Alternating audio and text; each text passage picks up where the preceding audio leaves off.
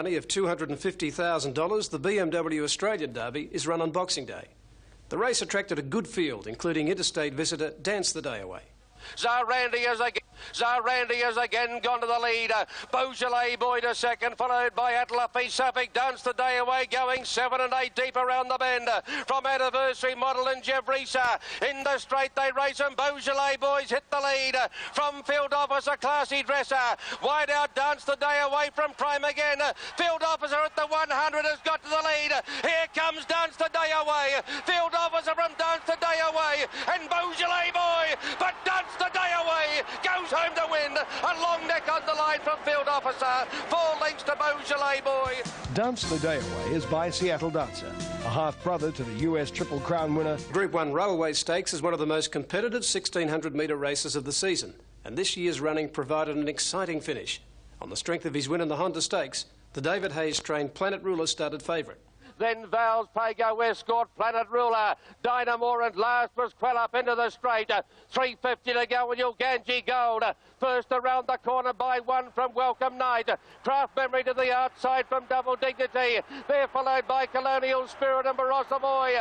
100 to go now. Welcome Night has joined Uganji Gold. Craft Memory, Double Dignity. It's Welcome Night and Double Dignity. Flying home is Colonial Spirit. But Welcome Night has won it. Photo for second and third. Trained by Ross Price, Welcome Night is the best performed son of the former good sprinter Always Welcome. The 6-year-old was ridden by Troy Jackman, who enjoyed further Group 1 success later in the season after moving to Victoria. Runner-up in the 1992 Perth Cup, Red Javelin started a warm favourite to go one better this season.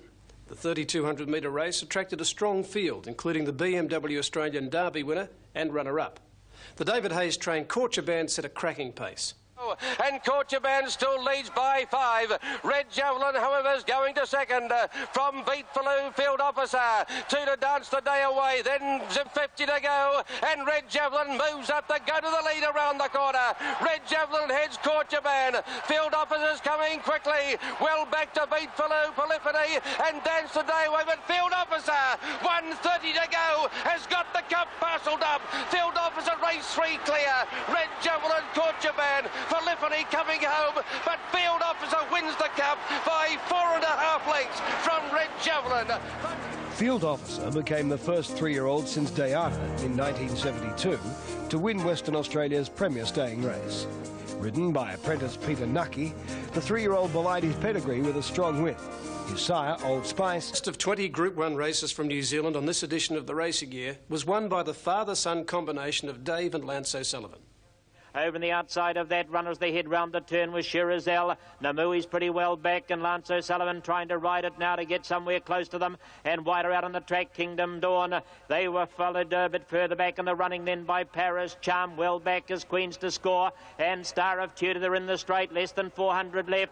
Davishki in front, but going to it is Freedom of Scope. The outside, here comes Clear Cut and Rhythm. Down the outside, where's the favourite? Namui's got a mile of ground to make up. At the moment, Clear Cut dash to the front, 180 metres to go from Rhythm. Here comes the favourite, Namui. What a finish. It's putting in down the outside. Clear Cut in front, but Namui's mowing them down. What a performance from this filly. Namui won it by 2 lengths going away. Clear Cut, Rhythm.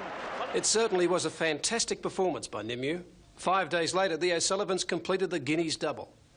They race up towards the turn now, and Mr. Richfield rushes around the outside of Latham Bay as they swing for home. It's Mr. Richfield in front. He's out by a length from Latham Bay. They're 3 lengths in front. Here comes Hula Strike now. Lance O'Sullivan calling upon the favourite Colt to come after them, but Mr. Richfield skipped the cutter. He's out by 2 lengths now. Hula Strike being asked to be pushed out wider on the track to make his run. He's coming strongly. Mr. Richfield's under a strong bat on the inside, and Hula Strike's gathering in there well clear of the rest. Hula Strike, Mr. Richfield trying to fight him off, but Hula Strike's too good. He wins it well. From Mr. Richfield, there's 6 or 7 lengths back to Rhythm gets home for 3rd. Domingo 4th. Hula Strike is the son of leading New Zealand-based sire Straight Strike.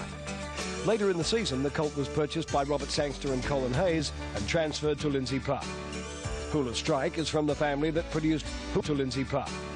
Hula Strike is from the family that produced Hula Chief and Hula Drum, who were both Group 1 winners in Australia. Nimue and Hula Strike clashed at their next appearance, the Bayer Classic over 1,600 metres. Lance O'Sullivan preferred to ride the filly, who vindicated his choice with an easy win. When Captive Edition will swing the corner first. Sir Willie Montague away from the fence to come out after him. Wider out Kaya Lee. Clear cut behind them. Here's Hula Strike and Nimue both to the outside. It's Captive Edition in front. From Sir Willie Montague, Nimue and Hula Strike. State King the inside, but they haven't got Captive Edition. Here's Nimue. Nimue going out to Captive Edition. She's grabbed him. She is brilliant. Nimue. And Nimue has beaten Captive Edition. Regarded as the best filly seen in New Zealand for several years, Nimue is a daughter of Star Way. She is the second Group 1 performer produced by the Sir Tristram mare Eustace. New Zealand lady jockey Jenny Vance made every poster winner in the Avondale Cup. As they make the bend, 450 out in the Radio Pacific Avondale Cup, and Bayo Wolf slipped away 2 or 3 lengths now on Gold Fever. They're followed by Lord Majestic, then Chatty Hawk and Ultimate Aim further back to Sea Mist and Dancing Lord. Bayo Wolf inside the 250 from Gold Fever. They're followed Lord Majestic, Ultimate Aim and Commander Chauvel and Chatty Hawk. Bayo Wolf in front of the Cup from Gold Fever, 120 out, Ultimate Aim, Commander Chauvel. Bayo Wolf's in front for Jenny Vance over on the outside, Gold Fever, Commander Chauvel, but it's Bayo Wolf. Bayo Wolf scored 2.5, Commander Chauvel second, about 3/4, Gold Fever third. With more than 300 winners to her credit in Sweden, Jenny Vance is an accomplished jockey as her front-running ride on Beowulf's display. Boxing Day is the New Zealand Derby at Ellerslie. Promising 3-year-old The Phantom Chance had made his racing debut in October, and in the Classic he was going for his 6th successive win. Into the straight, 400 to go, and Shrewd Operator slipped away, but coming at it all in fun, and here's the Phantom Chance after them, 3 wide. Captive Edition coming into it too. The Phantom Chance has got the lead. Captive Edition is fighting strong on the outside. Naval Captain starting to run on. Captive Edition coming back at the Phantom Chance. The Phantom Chance and Captive Edition down to a nice old go. The Phantom Chance, the inside. Captive Edition might have got his nose in front. He has, and coming back at him, the Phantom Chance. There's nothing. Its nose is almost dead heat. I don't care. The Phantom Chance thinks he's got it on the inside. Vance, the outside was Captive Edition, possibly noses that point. In a punishing finish, the Phantom Chance gained a narrow win in track record time. For prominent Auckland trainer Colin Gillings, it was the 5th occasion he's prepared the winner of this classic. The Phantom Chance is a brother to the Phantom, the talented but injury-prone Group 1 winner who is once again on the comeback trail. New Zealand's richest race is the Auckland Cup, run on New Year's Day. Now, don't be surprised if you see this season's Cup winner in the next Melbourne Cup with a big chance. They're followed back, then Conifer Bay, then followed by Tough Enough. Mercator's second last, so too Castletown and Ligero are second last on the inside. They head in, 450 to go. Beowulf, the one to catch. Prince Hayes Johnson's going after him. No, Bodo on the inside next. Then Cautious Cluden. They get down, 300 metres to go. Winding up out wide, Maud Rail. At the 300 metres, though, Prince Hayes got the lead from Beowulf. Runs by Ultimate Aim and Bodo and Maud Rail out wide. Prince Hayes in front, though. A length and a half in clear of Beowulf. Bodo's fighting back and out wider. Ultimate Aim, Prince Hayes in front. Prince Hayes from Bodo, and here's Ligero scorching home, but nothing in it. I don't know. You can dead heat this one. Lance O'Sullivan and Ligero survived the protest to give trainer Jack Giorgetti his biggest success in racing. Ligero is the son of the disappointing sire Lanfranco, who now stands at start in Ireland. Run on the same day as the Auckland Cup is one of New Zealand's premier sprint races, the Railway Handicap. 2.5 to Hypervane, then Javelin. They come to race into the turn, 450 to go, then followed by next Vane Sovereign. They turn for home. Romany Conti came off the rail. Hula Strike still last into the straight, 300 to go. Ali Fiesta kicked away. Lord Trident coming after it. Suncatcher. Hypervane's looking room for room desperately. Getting out now for Percy Peak at the 200, and Hypervane dashes up now to Lord Trident. Out wide at Javelin, starting to storm home. There's Hula Strike late on the scene. He might do it again. Lance, no, he won't. Hypervane in charge on the inside. Lord Trident. Hula Strike late. He's too late this time, and Hypervane got the money. Second, Lord Trident, then Hula Strike, then Javelin. Coming from midfield, rejuvenated sprinter Hypervane produced a brilliant burst of speed to win in fast time. The 7-year-old gave jockey David Peake and trainer Charlie Faulkner their only Group 1 winner of the season. Previously run at the Auckland Racing Club's Easter meeting, the TV New Zealand Stakes has a new identity, now known as the Bluebird Foods Classic. The Group 1 weight for age races run over 2,000 metres. And then Mr. Tet Surface Paradise, the bolter, and he's away by 8 to 10 lengths. Jimmy trying to control him. Second place is On the Beach. Sunrace is starting to work round now. They might even have to still go. Then now Pearlia Bay in third spot on the inside, then followed Gaytrice as they come towards the turn. I don't think he can last though. Surfers Paradise, he's away by 4. They're closing very quickly now on the beach, and Pearlia Bay, Sunrace are under the whip on the turn from Gaytrice. Starting to get going from Mr. Tet. Surfers Paradise in charge. Jimmy had a look over his shoulder. They're about 2 away. Jimmy, here comes on the beach now. Pearlia Bay threading its way through. Starring's going to be a danger. Forget Sunracer at the 200 metres. On the beach, got the lead now. Here's Starring coming out at Pearlia Bay with the lightweight coming between the two. Starring, Pearlia Bay on the beach. Starring, Pearlia Bay. Starring still holding Pearlia Bay. Starring just in front for Harris going to the post. Starring just beat Pearlia Bay. Third was on the beach, then Gaytrice. Last season's New Zealand Oaks winner Starring got up in the last few strides to win the second Group 1 race of her career. Heading up to the New Zealand Oaks, the O'Sullivan's glamour filly Nimue had been beaten by stablemate Frenetic in a Group 3 race at Ellerslie. With Nimue being aimed at the AJC Oaks, Frenetic was the most favoured of the 3 fillies saddled up by the O'Sullivans in the New Zealand Oaks. However, Frenetic's bad barrier manners resulted in the Oaks field jumping away without her. So running up to the turn in the Oaks with about 550 metres to go. And Miltac deep on the track to Bright, who's going with it. Now we've got Pearlia Bay out in the centre, Slanchivar. Great vintage. Lady Agnes from a long way back is now starting to sprint. Miltac inclined to bore over to the rail, leads now from on the outside of it, Slanchivar. Lady Agnes out wider. Back and behind them, Village Dancers running home strongly. Miltac's in front from Slanchivar. Then we've got Village Dancer late. The O'Sullivans are going to get another one, and here it is. Miltac. Miltac has won at Village Dancer. The O'Sullivan training team continued their plundering of New Zealand's classic races by winning the Oaks for the first time. Unable to attract... The second day of the Wellington Racing Club's Summer Carnival sees the running of the Telegraph Handicap. Since the early 70s, horses have been running record times at Trentham, and this year was no exception. Towards the course proper. Now back and behind them, Romany Conti, Vain Sovereign, Plume is back there as well as to True Echo. The field for the Telegraph to the 350 metres and Victory Dias. Just in front of Running John, Lord Trident to the outsides, coming home stoutly. I'm Jenny and Rough Harbour back behind them, Hyper Vain. It's Victory Dias a length in front of Running John, Lord Trident, Javelin to the outside late with I'm Jenny the inside, but the late entry, well worth it. Victory Dias. Victory Dias too good. Running the sensational time of 1:06.59, Victory Dias clocked in with a race, track, national and world record for 1,200 metres. And that was after starting from a wide barrier and leading throughout. Coincidentally, the previous world record for 1,200 metres was also set at Trentham back in 1985. The good stayer Castletown had won the previous 2 runnings of the Wellington Cup, and the 6-year-old lined up again this year, attempting to make it 3 in a row. Castletown's the tail ender as they swing the corner for the Cup of 93. 500 metres out and Beowulf from Tall Emperor over on the outside. Dancing Lords chime in and out wide as hit the front of the Cup. Dancing Lord at the 300 metres to Tall Emperor. Then Lord Majestic, Beowulf. Ebury from a long way back is now starting to run on. Castletown's too far away. It's Dancing Lord with 150 metres to go. Tall Emperor's a length back on him and Ebury's splashing home out wider. Dancing Lord in front of the Cup from Ebury trying to reach it. But Dancing Lord and Leanne Isherwood claim the Cup of 93. 20-year-old Leanne Isherwood became the first female rider to win the Wellington Cup when Dancing Lord scored an upset win. The winner's sire is a son of... One of the rising stars on the New Zealand racing scene is Calm Harbour.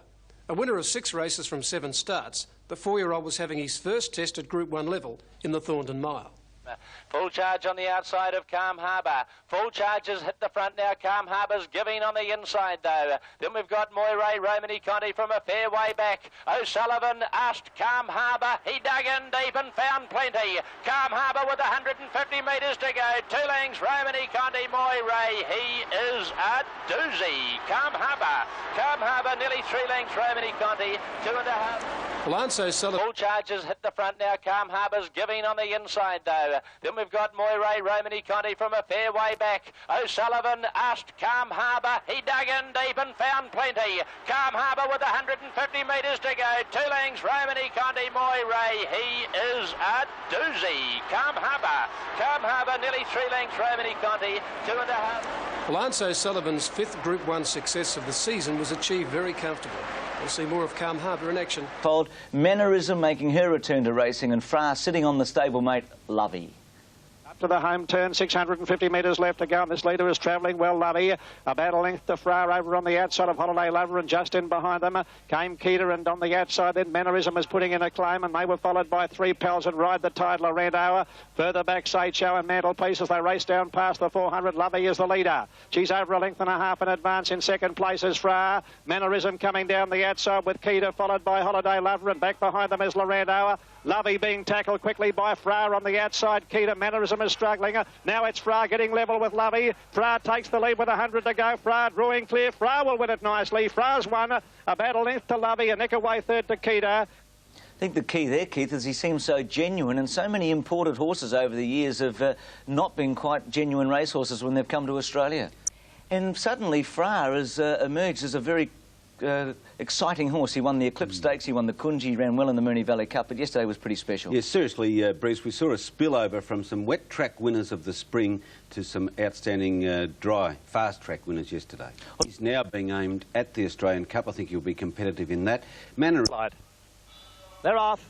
And Scalacci first into stride from Ellie Shan, beginning very quickly as Tangian Prince, the centre, Mr. Cube, and they were followed by King Marauding and Rodelva, settling into stride. Scalacci dropped out to last as they come up past the 600-metre mark. King Marauding leading a half length to Tangian Prince, and Park just in behind them is Scalacci as they make the home turn.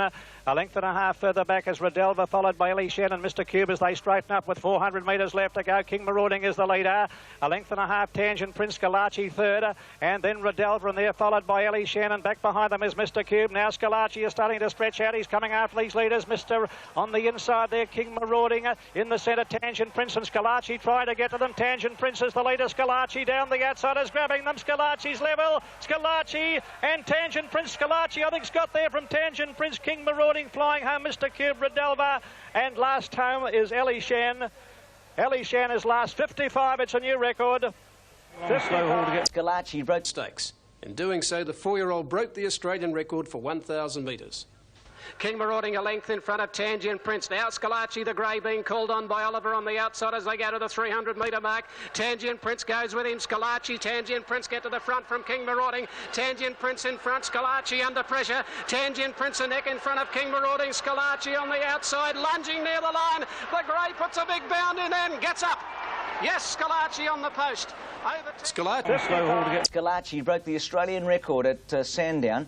Keith, there was a lot of conjecture over the merit to this run. We'll see him running over the top in the end of Tangian Prince and also King Marauding. What was your impression of this performance of Scalacci at Sandown? I liked it, Bruce, because he was on his wrong leg, according to the trainer, Lee Friedman. He's third on the outside, King Marauding on the inside, and being challenged by Tangian Prince.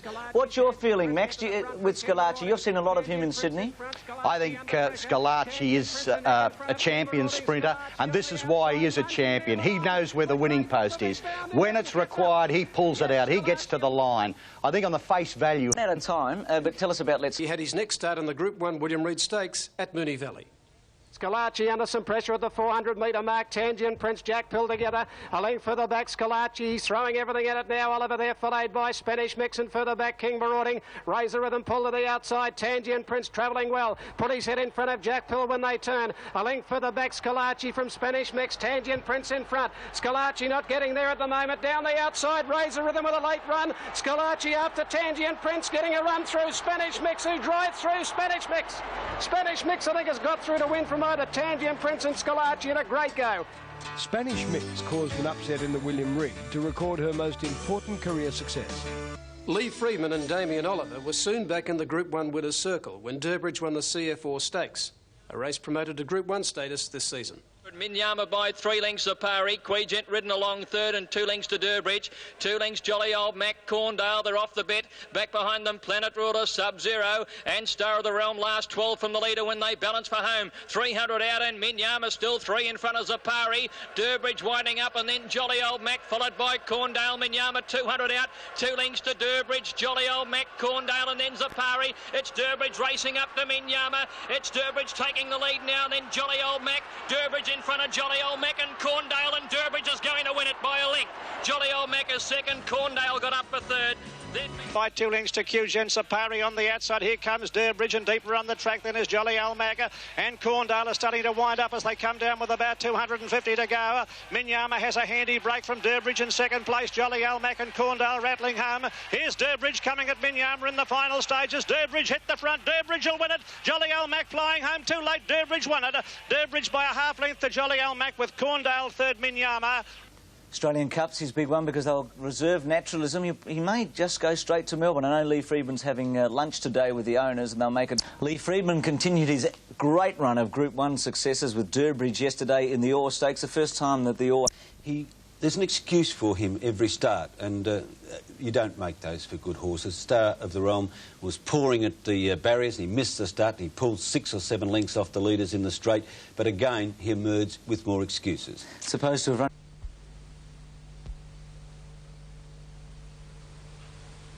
Better Loosen Up had 4 more bouts.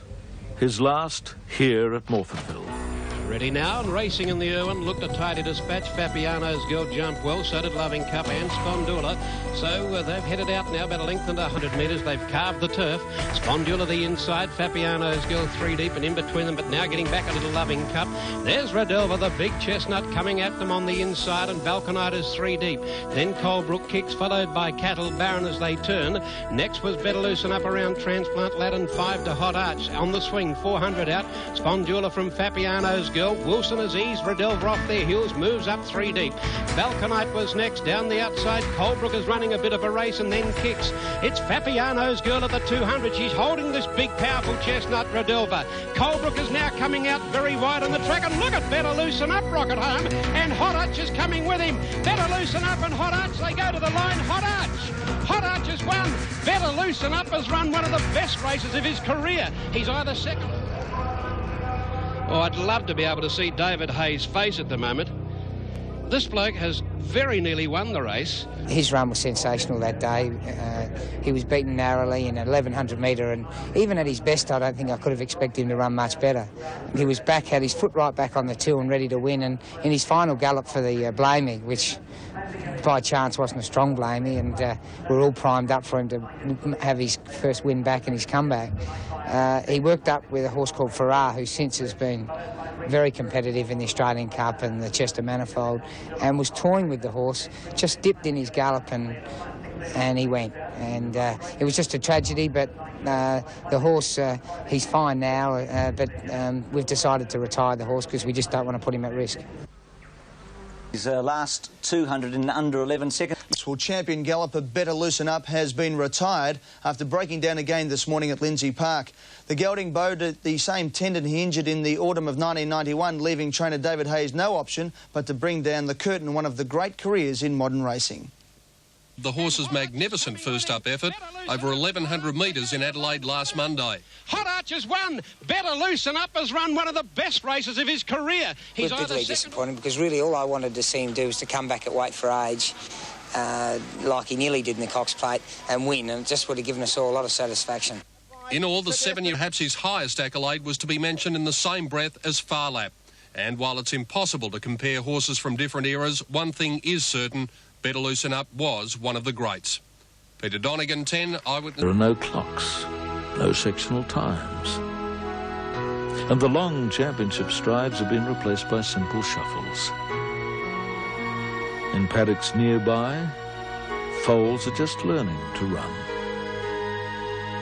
Somewhere, someday, there might be another superimpose, another Better Loosen Up. But not today.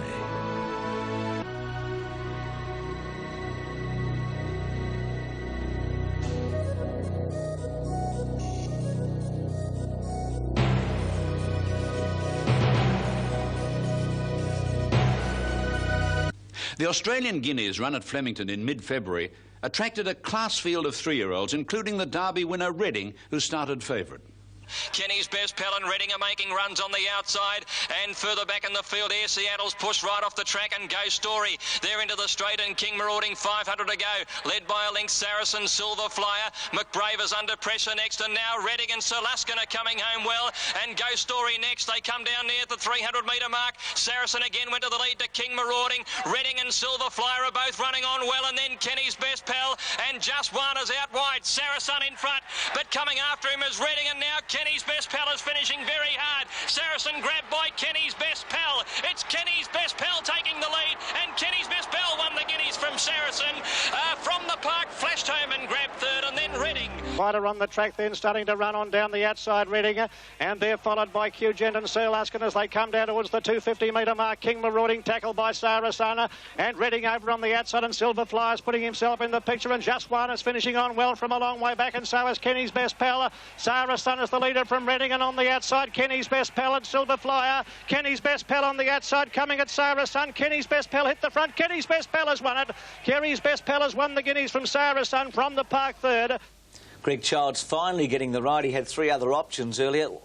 Name a horse from that race that we can follow through the autumn. Well, firstly, Bruce, 1:35 the time. That was only a second outside Vo Rogue and another horse's record. But follow Reading. As Gavin Kelly said, he's not wound up yet. And Weight for Age performers were in action at Flemington in the Group 2 Blamey Stakes. 500 left to go. Lovey for home by 2 lengths. Prince Salieri, Frontier Boy under pressure. He eases out on Jolly Old Mac. 3 wide, and 4 wide comes Mannerism with Walter last. Lovey goes for home at the 300. 2 lengths. Prince Salieri coming after her. Jolly Old Mac and Mannerism are both making runs together down the outside. Lovey at the 200-metre mark by a length. Prince Salieri. Mannerism and Jolly Old Mac are taking all the time in the world to get there. 4 across the track now, and Prince Salieri in the centre, and Lovey. It's 4 across the track now with Prince Salieri going home better, and he's won it. Prince Salieri has won it from either. 250. Lovey is the leader. Prince Salieri trying hard. Jolly Old Mac down the outside, and Mannerism are making their runs together. Lovey being tackled by Prince Salieri. Mannerism on the outside. Jolly Old Mac. Here's a great go. Prince Salieri, Lovey, Mannerism, Jolly Old Mac, Prince Salieri. Prince Salieri's won it from, I think, Jolly Old Mac maybe in the centre from Mannerism and Lovey. A great finish. I must be a bad judge. I thought he looked in need of the run in the mounting out. He looked good, but he just looked as if he needed one more run. He had been racing's perennial place getter, Bruce. Thirds in the Australian Cup to Better Loosen Up and to Let's Elope. Maybe this year it's his turn. Another Bletchingley colt with tremendous potential was Coronation Day. With 2 Group 1 wins to his credit during the spring, the 3-year-old looked poised for a successful autumn campaign following this first-up win. Further back, Valant Star, followed by Sakulu and Cohort as they top the rise, where Preeminence grabbed the lead, clear of Atlantic Brave and Zoff. Further out, Eastern approaches. Sublimate is still there. Past the 200, Preeminence in front from Sublimate. Legal Agent closer to the inside. Here's Coronation Day. Coronation Day with giant strides is gobbling them up. He's coming home brilliantly. He'll win.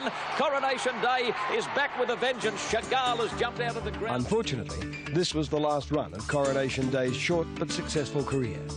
While being trained for the Doncaster Handicap, the colt suffered a leg injury, forcing him into early retirement. Coronation Day will commence his stud career at Taranga Stud in the Hunter Valley. In the Light Fingers Stakes, several of our best fillies launched their autumn campaigns.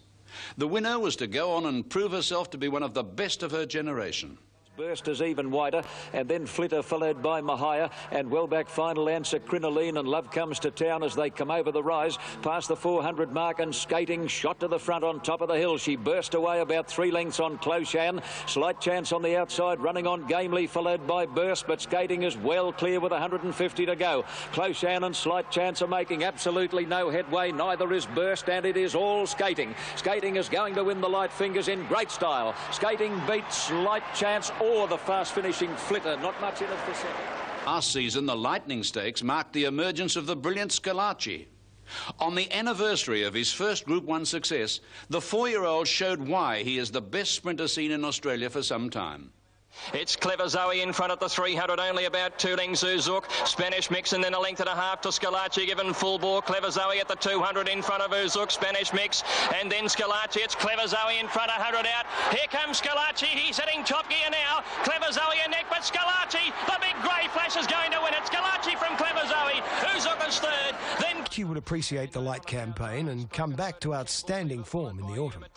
It's Clever Zoe in front at the 300, only about 2 lengths Uzuk. Spanish Mix, and then a length and a half to Scalacci, given full bore. Clever Zoe at the 200 in front of Uzuk. Spanish Mix, and then Scalacci. It's Clever Zoe in front, 100 out. Here comes Scalacci. He's hitting top gear now. Clever Zoe in neck, but Scalacci, the big grey flash, is going to win it. Scalacci from Clever Zoe. Despite 2 earlier failed attempts at 1,400 metres, Friedman had no hesitation stepping his speedster up to that distance in the Futurity Stakes. Your impression of this win, and does she have a chance today?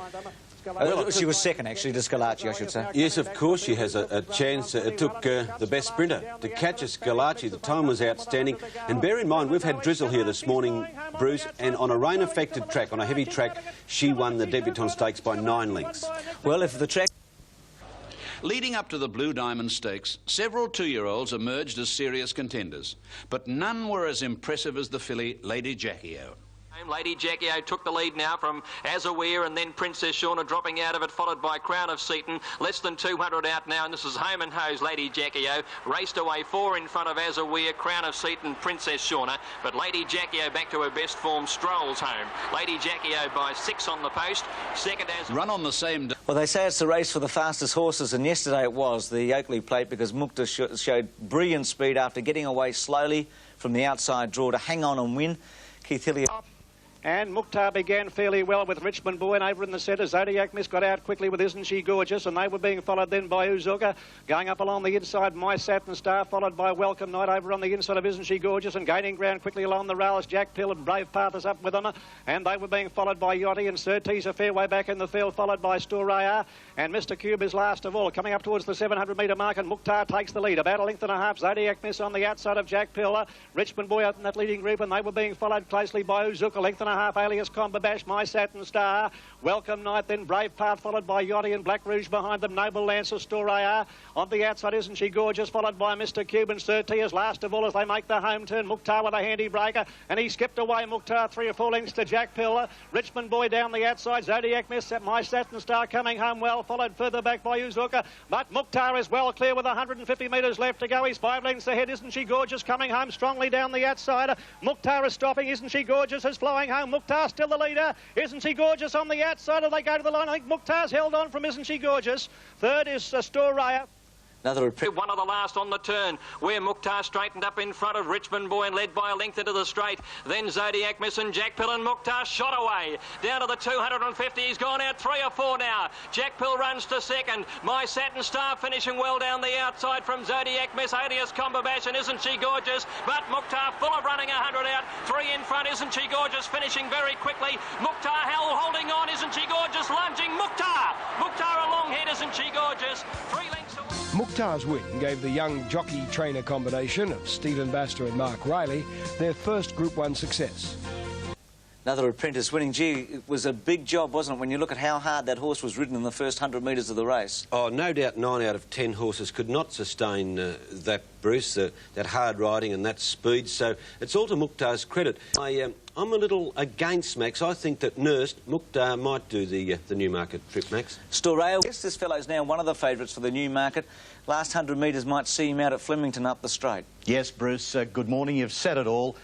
Mukhtar, undoubtedly a brilliant speed horse. It wasn't surprising to see him tire over the latter stages. He did it so hard, he did it so fast. Whether he can go that fast and go that fast for 1,200 metres down the straight 6, I think is very problematical. But he might have needed it with 800 to go. It was a super run.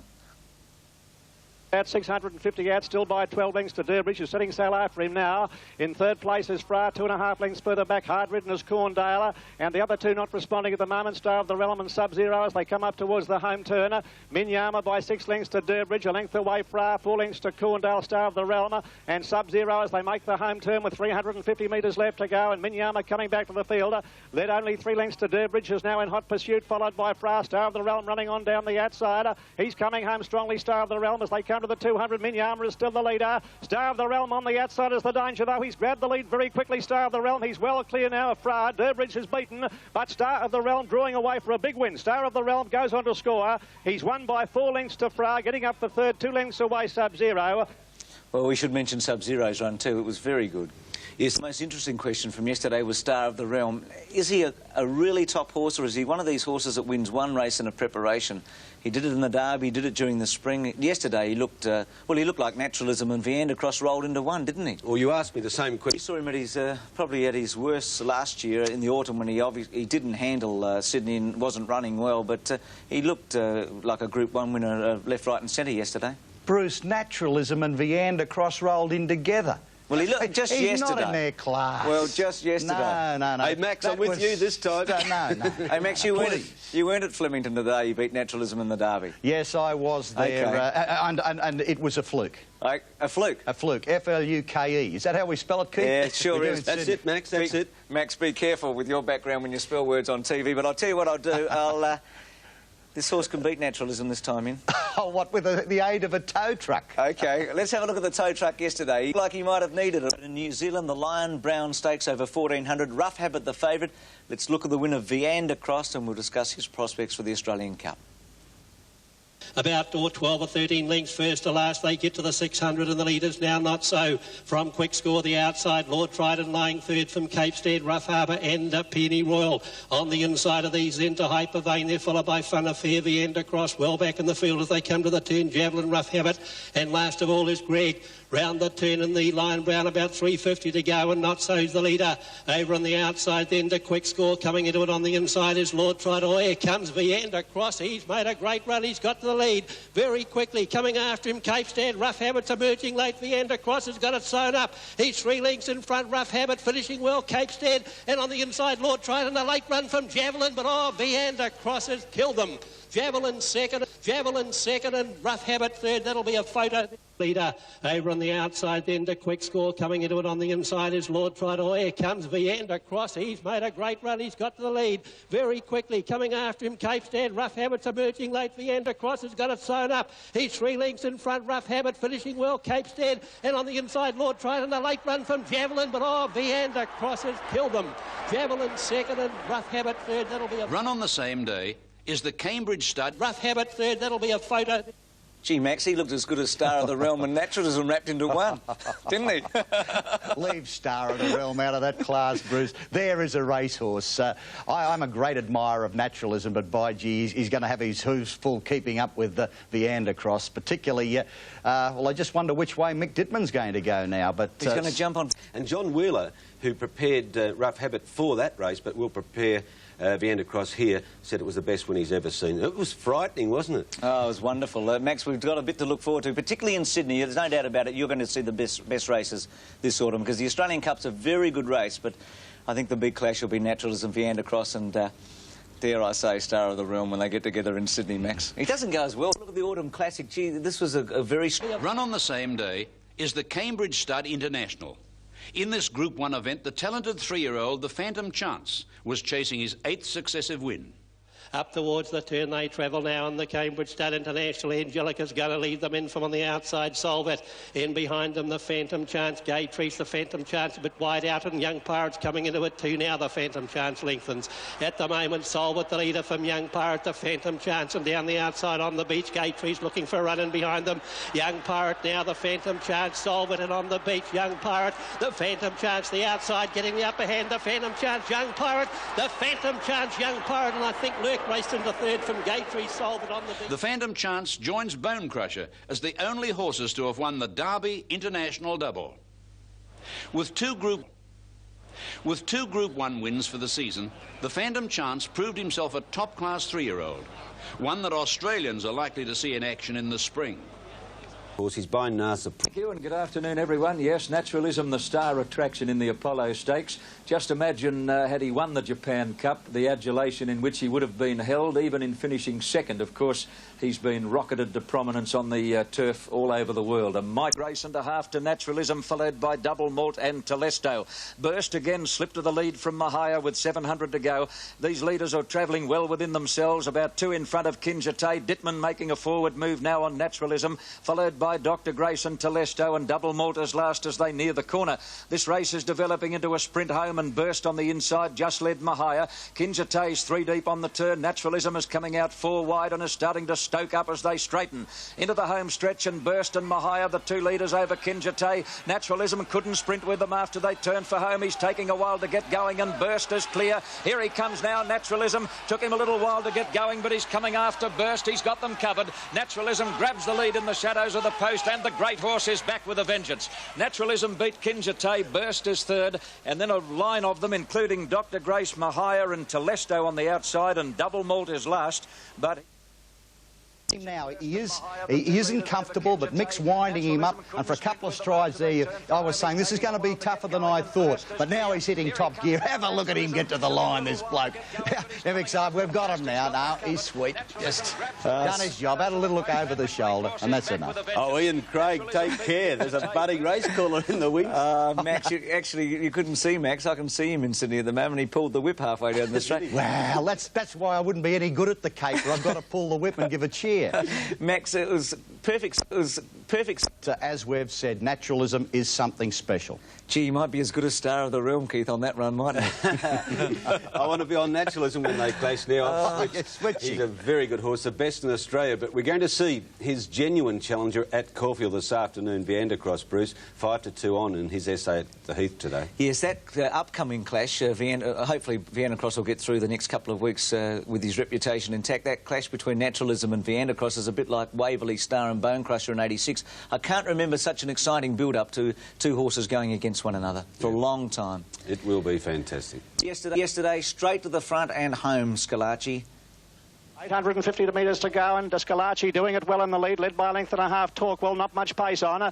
In third, Posse over on the inside, Cape Stead in company with Jolly Almac, one off the fence. A length further back is My Brilliant Star, Prince Celieri, making a run around them now. Razor Rhythm, followed by Hula Strike, Mannerism second last, Excited Angel last of all. Up towards the home turn, 500 metres left to go, and Scalacci under a tight rein by a length in advance of Torquil. Jolly Almac is close handy. Razor Rhythm over on the outside, Prince Celieri gaining ground.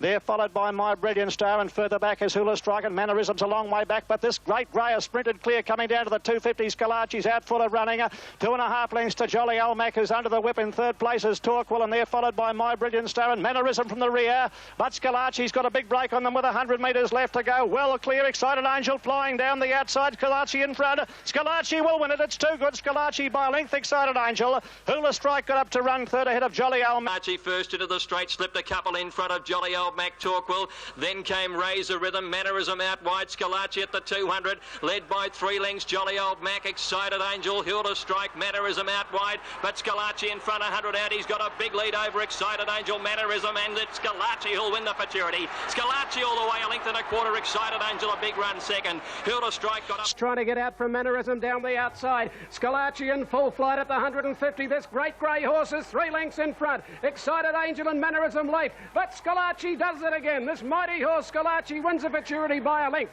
Scalacci's 11th win from 16 starts. I think when we assess his career finally, that race has become very important for Scalacci because it's added another dimension. He's been able to go beyond a pure sprinter like Manicato was able to do. He won that race 4 times, by the way, Manicato. Yes, he was useful, wasn't he? Sure. That was Scalacci's 11th win from 16 starts. Stephen King was warming. What about the third horse, Hula Strike? It looked a very good run, having its first start for the Hayes stable. A fantastic performance, and punters loved it because they got 2-1, an incredible set by bookmakers against the best sprinter in Australia. And Max Presnell in Sydney, if they both ran over 1,400 metres, which was the journey yesterday, who would start favourite out of Naturalism and Scalacci at weight for age? I think Scalacci. I think you'd be harder to catch. Naturalism is the better horse at distances beyond that. Naturalism won yesterday at 1,400 metres because he was so fresh, Bruce. I doubt whether you'd beat. So you reckon Scalacci would run favourite? Who do you reckon would run favourite, Max? Evens, take your pick. I think I'd have my money on Naturalism, but by gee, it would be a great race. It's a very strong performance by a horse who could be the star 3-year-old in the Sydney Carnival Reading. Up towards the home turn, 500 metres left to go, and Sarah Sun being tackled for the lead by Imposing Bull. Just in behind them, Palaciphity there, followed by Just One, and wide on the track, Kenny's Best Pal. Reading is coming home well. Kenny's Best Pal's run right off the track as they straighten up, and Sarah Sun is the leader. Sarah Sun in front now as they come down to the 250. About a length to Imposing Bull, trying to get to it down the outside. Running on now, Air Seattle, followed by Silverdale, and wider on the track is Reading, followed by Just One. 100 metres left to go. Here comes Reading with a great run. Reading has taken the lead from Air Seattle, Imposing Bull, but Reading drawing clear will be too good. And Reading won it well, a half length Air Seattle, Imposing Bull third. He's only won 2 races, but they've been pretty important races, the Derby and that one. Yes, now he's got a chance to do the Derby double. He's a very good horse. He's by... Regular rider Mick Dittman came down to Melbourne for the Sunday meeting at Caulfield, where the feature race was the Blue Diamond Stakes. Having been offered the autumn ride on Viander Cross, Dittman tested the 4-year-old in the Carlion Cup. Shortcut took the lead from Narani, fighting back, and there's still about 3 lengths in front of Viander Cross, who's getting to a clear third on the inside of Notwithstanding, coming around the turn now. And it's Narani and Shortcut in front, but he eases off the fence on Viander Cross now. And the champion New Zealander races up alongside them. It's Viander Cross taking the lead for Dittman, gives him a slap with the whip. He got a length and a half in front now, drawing clear from Spring Hill Lad going to second, and then Shortcut, Native Neptune finishing well, but the champ from Kiwi Land, Viander Cross, wins it, eased up by 3 lengths. Leading up to the qualities of New Zealander Viander Cross were on show. Viander Cross gathers the leaders up quickly at the 200-metre mark. Narani, Shortcut, and then Spring Hill Lad. But away he goes, the Kiwi. Viander Cross races clear, 3 lengths in front of Spring Hill Lad. Native Neptune from a long way back, but it's easy work for Viander Cross. And the New Zealanders back in style. Viander Cross by 3 lengths. Trained by John Wheeler, Viander Cross the red-hot favourite at 11 to 4 on. Leading up to the Blue Diamond Stakes, Lady Jackie-O was clearly the most impressive of the youngsters. Starting favourite in Victoria's most prestigious 2-year-old race, the filly confirmed her class with the assistance of a great ride by Greg Hall. And Ken Vane, Clever Zoe dropping out now from St Rory, running on Miss Prospect, a fair way back, Bernard Argento, followed by Alacqua, then Jet Ball. Lady Jackie-O back about 4th last, Lord Barley, Magic of Money, the heavyweight land speed record, Justice prevails as they turn for home. Caltree straight up on the inside, the Colt in front when they turn now at the 300-metre mark, and away he went. It's Caltree's a length and a half in front of Miss Prospect down the outside, and Lady Jackie-O getting into the clear. Caltree's in front, 150 to go. Lady Jackie-O is starting to wear it down from Miss Prospect, and on the outside then Magic of Money. Lady of Jackie-O's grab, Caltree's 50 metres to go. A great performance in the Blue Diamond. Lady Jackie-O, 3/4 Caltree's Justice prevails, flashed home out wide to run third. Things got rough at the turn, and Lady Jackie-O showed great fight. And Caltree's first into the straight from Ken Vane. Lady Jackie-O's got knocked down trying to get a run. She's bursting through an opening now. Caltree's at the 200. 2 in front. Lady Jackie-O after her from Miss Prospect. Caltree's in front. Lady Jackie-O a length astern, trying very hard. She's lifting. It's a mighty run. Lady Jackie-O charges to the front, and she's won it from Caltree's. Courage won the day for this filly. Owner, former Hawthorn Football Club president Ron Cook, knocked back a hunt. Here's Brian Marr. Wearing the Hawthorn colours, Lady Jackie-O started favourite. For Greg Hall, his second Blue Diamond after a tough ride. I mean, the hustle and bustle of these races don't suit her, but I think she's going to get over a lot more ground. But I mean, she's got to be a terrific open the slipper because a lot of horses win it from behind. Did you give up at any stage? Lady Jackie-O is from the first Southern Hemisphere crop of Last Tycoon, who now stands at Arrowfield Stud. Trained by John Sadler at Flemington, Lady Jackie-O gave Greg Hall his 3rd Group 1 winner of the season. The time-honoured Newmarket Handicap is regarded as the toughest sprint race in Australia. In a field of 21, the best-backed runner in the race was the David Hayes-trained Primacy. Down the grandstand side, Mukhtar is the leader out there from Black Rouge, followed by Alias Combination, Surtia. Blue Boss is in behind them, Western Voyage, followed by Not Related and Storaya. They're racing down past the 800-metre mark on the flat side rail. It's turned to Dundee by a length and a half. Primacy on the outside of you, Matilda take the road close up, and Victory Dias in the picture. They're followed by Welcome Night, and back behind them came Yachty, followed by Jack Pill. A bit further back then, Blaylock's Bull Thing, followed by Let's Hurry. Spanish Mixes a fair way back with Keita, and down the grandstand side, Mukhtar is clear here of Black Rouge running on Alias Combination, and Blue Boss is in behind them, followed by Surti, and Storaya switch to the centre, is starting to run home pretty well. Primacy's hit the front down on the flat side, is nicely clear of Victory Dias, and down the grandstand side now it's Mukhtar, and Storaya finishing very fast, but Primacy on the flat side rail as well, clear of Victory Dias, getting close to home. Primacy will win the Newmarket. Primacy wins it from Victory Dias. Keita, I think, may have been 3rd. He looks very handy, and Victory Dias is wider out on the course, and they were followed by Welcome Night. Just behind them is Jack Pill. Let's Hurry is ridden along at the moment, followed by Office and Blaylock's Bull out on the grandstand, and Mukhtar in front with Not Related. Black Rouge after it. Storaya has switched down the middle of the track now at the 300, and Primacy went for home on the flat side. He kicked out now to Victory Dias, and out wide Mukhtar's in front here with Blue Boss coming at it, but it's Primacy over on the flat in front of Victory Dias. Primacy in front of the Newmarket on the flat. Primacy in front, he'll win the Newmarket. Primacy's won it from Victory Dias second. Now Keita might have grabbed third. Carry. It's Primacy hitting the front down on the flat side. The grandstand rail out here. Mutkar in front from Not Related. Blue Boss coming up the outside fence. Dorea's gone back to the middle, but Primacy over on the flat side in front of Victory Dias, followed by Keita. Primacy wins the Newmarket. Primacy has got home. The 3-year-old jumped to the rails from barrier 4 and ran 108.1 for the 1,200 metres, starting favourite at 11 to 4. He looks a good one, maybe not a great one, but he's a very, very handy sprinter. Newmarket on record, not the win. Keith, the fastest Newmarket on record, not the track record. Your feeling on this 3-year-old? It's a fabulous win, 1:08.3. That's only 0.3 of a second outside final cards track record. It was a culmination, Bruce, of very well-laid plans that included a bit of a blind that maybe fooled the handicappers. And Primacy got into this race very well with 52 kilos. He's in the Doncaster well too with 51. I think he can run 1,600 metres. Let's turn our attention to Sydney Warwick Farm, the Chipping Norton, a sensation after the race, Max. Rough Habit, the worst run of his career. And what's this about two jockeys, brothers, the Cassidy boys, almost coming to blows after the race? Oh, I don't think you can blame Rough Habit, firstly, for the worst run of his career. It was probably the roughest run of his career. The interference was said to be worse than that in the Cox Plate. Rough Habit was lucky to stand on his feet. Jim Cassidy was most irate with his brother Larry Cassidy, who, according to reports, might have been lucky to be on his feet after Jim had finished with him. Blows are alleged to have been thrown. Kinjate can't quite find the line. Maybe this winner is pretty good. Let's have a look at the Chipping Norton. Will no doubt recognise that grey horse. He rocketed to fame nationally on the first Tuesday in November of last year. They're going together by 2 lengths to Kinjate on the outside of Captive Edition. A bit more than 2 to Kingston Bay, and a gap then to Mighty Tango, followed by Mahia. Further back, Planet Ruler, Dr. Grace being scrubbed along, and then Sub-Zero. Rough Habit is a long way back. He's second last, and on his inside is Mountain Rule. 700 out, and they're well spread out on Kylie's run. Flat to the boards is drawn clear of Ruquin. Kinjate third, followed by Captive Edition. A gap then to Kingston Bay, Mighty Tango, followed by Mahia. Well back, Planet Ruler, Dr. Grace, and then Sub-Zero, Mountain Rule, and Rough Habit has dropped out of very long last as they come around the turn. Into the straight on Kylie's run, the leader over Ruquin, and Kinjate on the outside is stoking up and closing on them fast, followed by Captive Edition, Kingston Bay, and then Mighty Tango and Planet Ruler. Kinjate dashed to the lead at the 200 mark. The 3-year-old Kingston Bay getting into second place. Then Mighty Tango, followed by Mahia. Kinjate in front though. Kingston Bay is finishing fast. He's picking up the leader. Kingston Bay went home far the better and got up on the line to beat Kinjate, much to the elation of jockey Aaron Kennedy. Now Mahia's in a photo for third with Mighty Tango, followed by Planet Ruler. Then Dr. Grace on Kylie's run, well back Sub-Zero, Captive Edition. Ruquin knocked up in the straight, followed by Mountain Rule, and Rough Habit has tailed out a distant last in the Chipping Norton of 93.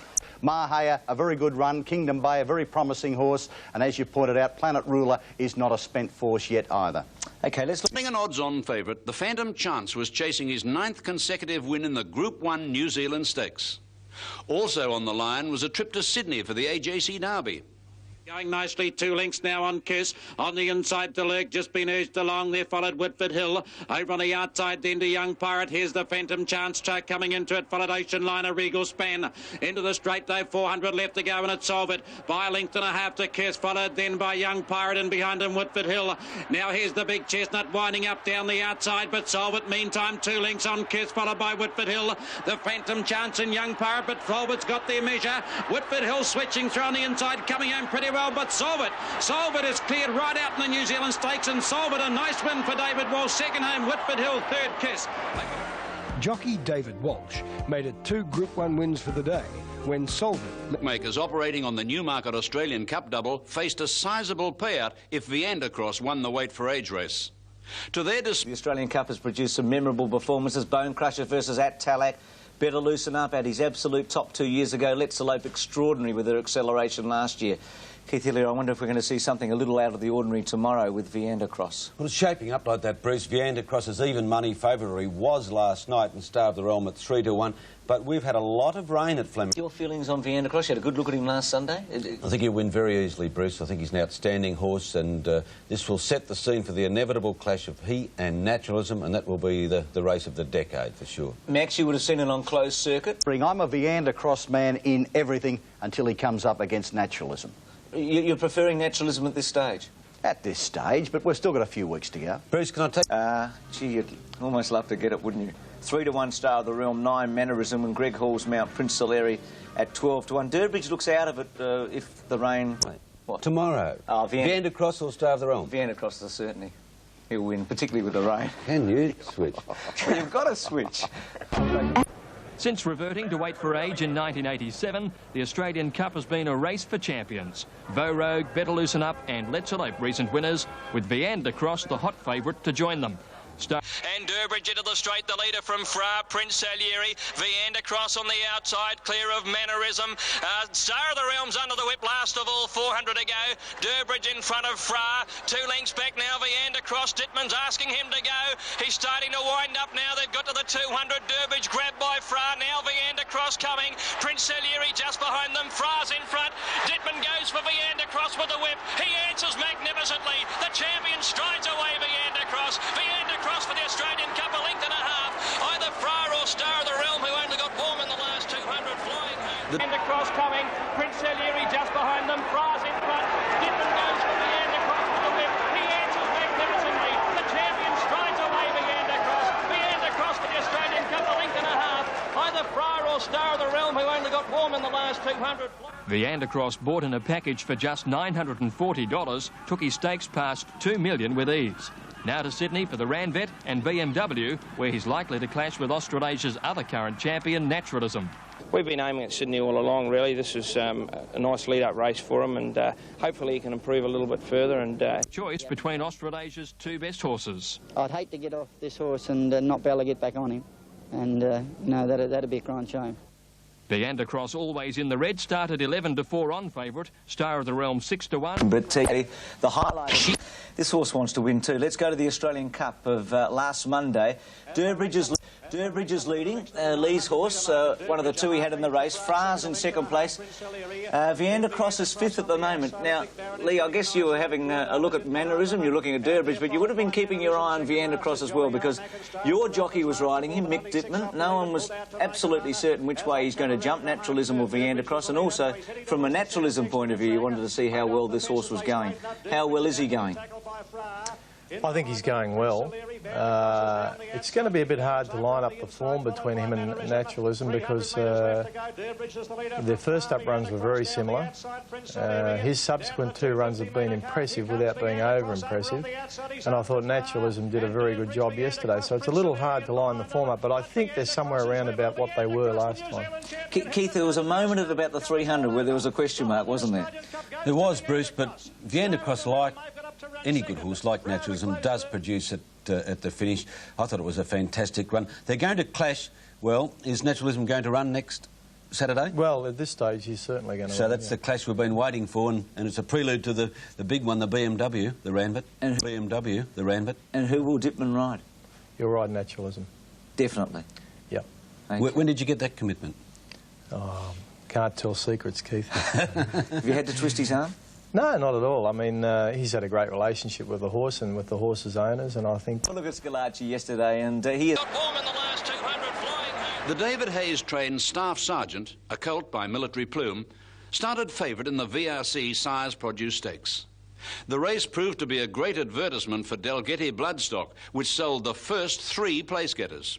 They come to the 400, and it's Land Speed Record in front, led by a length and a half. To the heavyweight second, Staff Sergeant out of the whip, and Crystal Sword is over on the rails in 4th. 250 to go now. Land Speed Record grabbed by the heavyweight, and over on the outside, Staff Sergeant coming at them hard. Staff Sergeant raced up with 100 metres to go.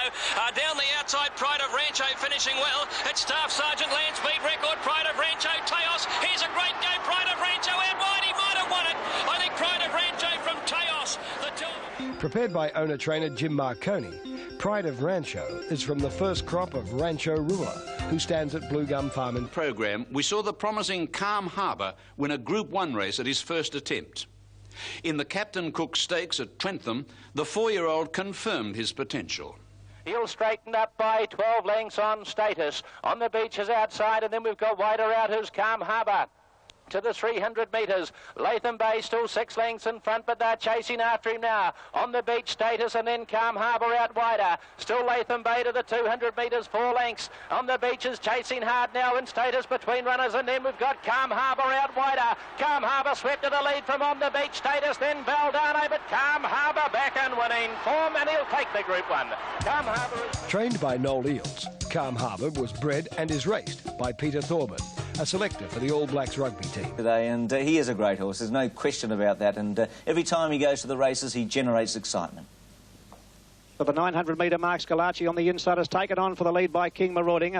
A length clear of Noble Lance for a length and a half. Umatilla being followed by Mr. Cube on the outside of Soho Square and Razor Rhythm. And tailed off Chevelle Cavalier as they come down the school side. 700 to go. King Marauding went to the leader. Scalacci a second, looks to be going nicely. In third, Posse over on the outside. Noble Lancer followed closely by Umatilla making ground. In behind them is Soho Square over on the rails, and they were being followed by Razor Rhythm and Mr. Cube as they race up towards the home turn. 500 metres left to go, and Scalacci burning through in the centre has taken the lead, tackle by Umatilla. In third place is King Marauding. They're followed by Noble Lancer. Soho Square is back behind them. Mr. Cube followed by Razor Rhythm. Round the turn they come, and Scalacci a half length to Umatilla as they straighten up, and they're well clear. In third place is Noble Lancer followed by Soho Square, but it's Scalacci. Scalacci over a length to Umatilla, battling on gamely. Soho Square's finishing on well, but this grey is much too good, Scalacci, and breezed home to score. A length to Umatilla. Third home is Soho Square. Well, the more you look at it, the more impressive he does look. And Soho Square, I think, was the other run from the race. Yeah, that was a nice run, Bruce, but I thought... Valley was Scalacci. I thought, Keith, that this race overshadowed the Alistair Clark because of a single horse. I mean, the Alistair Clark was a great contest, but in terms of real class, it was Scalacci and the Stanley Wooden. Yeah, it sure was, Bruce. We did see Australia's best sprinter on display yesterday. He'd been... I think that... And I've thought all the way through this preparation that he probably is looking for more distance, and I think he showed that in the futurity. And I think even in yesterday's win there was a sign of that too, because he settled so well and he was starting to draw away at the finish again. So I know you go for the Doncaster, but long term he's a 4-year-old gelding. Do you do a Manikato and just bring him back for 3 races each year? Well, I think or so. Each season, I guess. Yeah, being a gelding, you've got to just pick your races and keep the horse sound and happy in his racing and try and bring him back year after year. Lee, 56.5 in the Doncaster. If you can run a mile, he's the horse to beat. So it's testing time at his next start, isn't it, the George Ryder? First test beyond 1,400 metres, that's a 1,500-metre race. Yeah, it'll be some sort of a test. It won't be totally conclusive because it'll be weight for age. Around Rose Hill, Premier Sprints. No question about that. The Alistair Clark Stakes much closer. Escanaba dropping out upheaval last of all as they come up towards the home turner. 450 metres left to run, and Sarah Sun tackled quickly on the outside by our Pompeii station hander. Kenny's Best Powers finishing on, followed by Pine Red, a long gap to Air Seattle. Our Pompeii on the outside has taken the lead with 200 metres left to go and kicked away from Sarah Sun, is battling on. They're well clear of Kenny's Best Pal, and from a long way back then down the outside Air Seattle. Sarah Sun is kicking back strongly on the inside. Our Pompeii, Sarah Sun, they go to the line locked together. Bobbing finish might be Sarah Sun from our Pompeii in a tight one. I think Pine Red may be third. Winner's been in work a fair while, hasn't he? So it's been a good training performance. Gee, our Pompeii looked the winner on the turn, but I guess the fact that he was jumping from 1,400 to 2,000 told against him in the last 100 metres, and the winner is a little bulldog, Saracen. Saracen, yes, it was a great ride. He did look as though he would be rolled, but Patrick Payne, as he prefers to be called now, got the last out of Saracen when it mattered most. Right. It's a naturalism win. There were some worries, but the thing about him is the quality comes through at the end, and right on the line, he looks really good. 900 metres out, they race up the hill, 500 out, and Gifted Poet says, catch me if you can, in front by a length and a half, nearly 2 now to Wee Tulta. Sensory Reigns in third place, followed by Upwards. Naturalism is starting to cruise up on the outside of those. They come around the turn, although Dittman's giving him a little bit to do now as they swing for home, and Gifted Poet straightened up in front of Wee Tulta. Naturalism is now called for the big effort. He's struggling a little bit to get on terms with these leaders, and further out, Thrifty Reserve. Now Naturalism hitting top gear is coming at Gifted Poet. Gifted Poet Poet still in front. Naturalism is getting to him. A little Thrifty Reserve on the outside. Naturalism has grabbed the lead, and he got there by enough to swear by. Naturalism has won from Gifted Poet, and Thrifty Reserve on the outside, pretty tight for second, followed by Weetulta, Upwards and Sensory Rain. Well, like all outstanding horses or sports people, he did find something on the line. What did you think of Naturalism yesterday? Oh, Naturalism never lets anybody down. He had his critics at Canterbury. He was struggling to beat Thrifty Reserve. Thrifty Reserve is an old-timer, handy old horse, but certainly not a great horse. Naturalism was able to overcome it. I'm a Naturalism supporter. Yesterday, next Saturday against Viander Cross, the Arc de Triomphe in the Japan Cup. I want to be with him all the way. The world's the limit. The world's his oyster. You were critical after the race, saying that the jockeys pushed Naturalism out wide. I've got to ask you, I mean, what did you expect? It's a short price favourite who would have had them covered. You couldn't have expected an easy run. No, I don't expect any quarter in races, and I don't really want to expend any more energy worrying about what happened yesterday, other than that I thought a lot of jockeys over the entirety of the day tended to get this thing in their head that they had to be 6 and 7 and 8 deep to be able to win, and I mean, it just made racing quite farcical towards the end of the day. Well, Max has made a good point then about the track then, because... Oh, it was a disgrace. I mean, some people went to vote, others went to see the Canterbury Moat. Just near the rails there, you had no hope if you'd drawn in wide. You watch as we have a look at the races. Well, next week, Max, who's going to be favourite? Now that Dittman has declared Naturalism, certainly I think Naturalism will be a shade of odds on. Let's go to the Canterbury Guineas. Go to the Canterbury Guineas, which was the feature race in terms of prestige, Group 1 and prize money. And the New Zealander, very impressive, Kingston Bay, and he's obviously on the way to the Derby.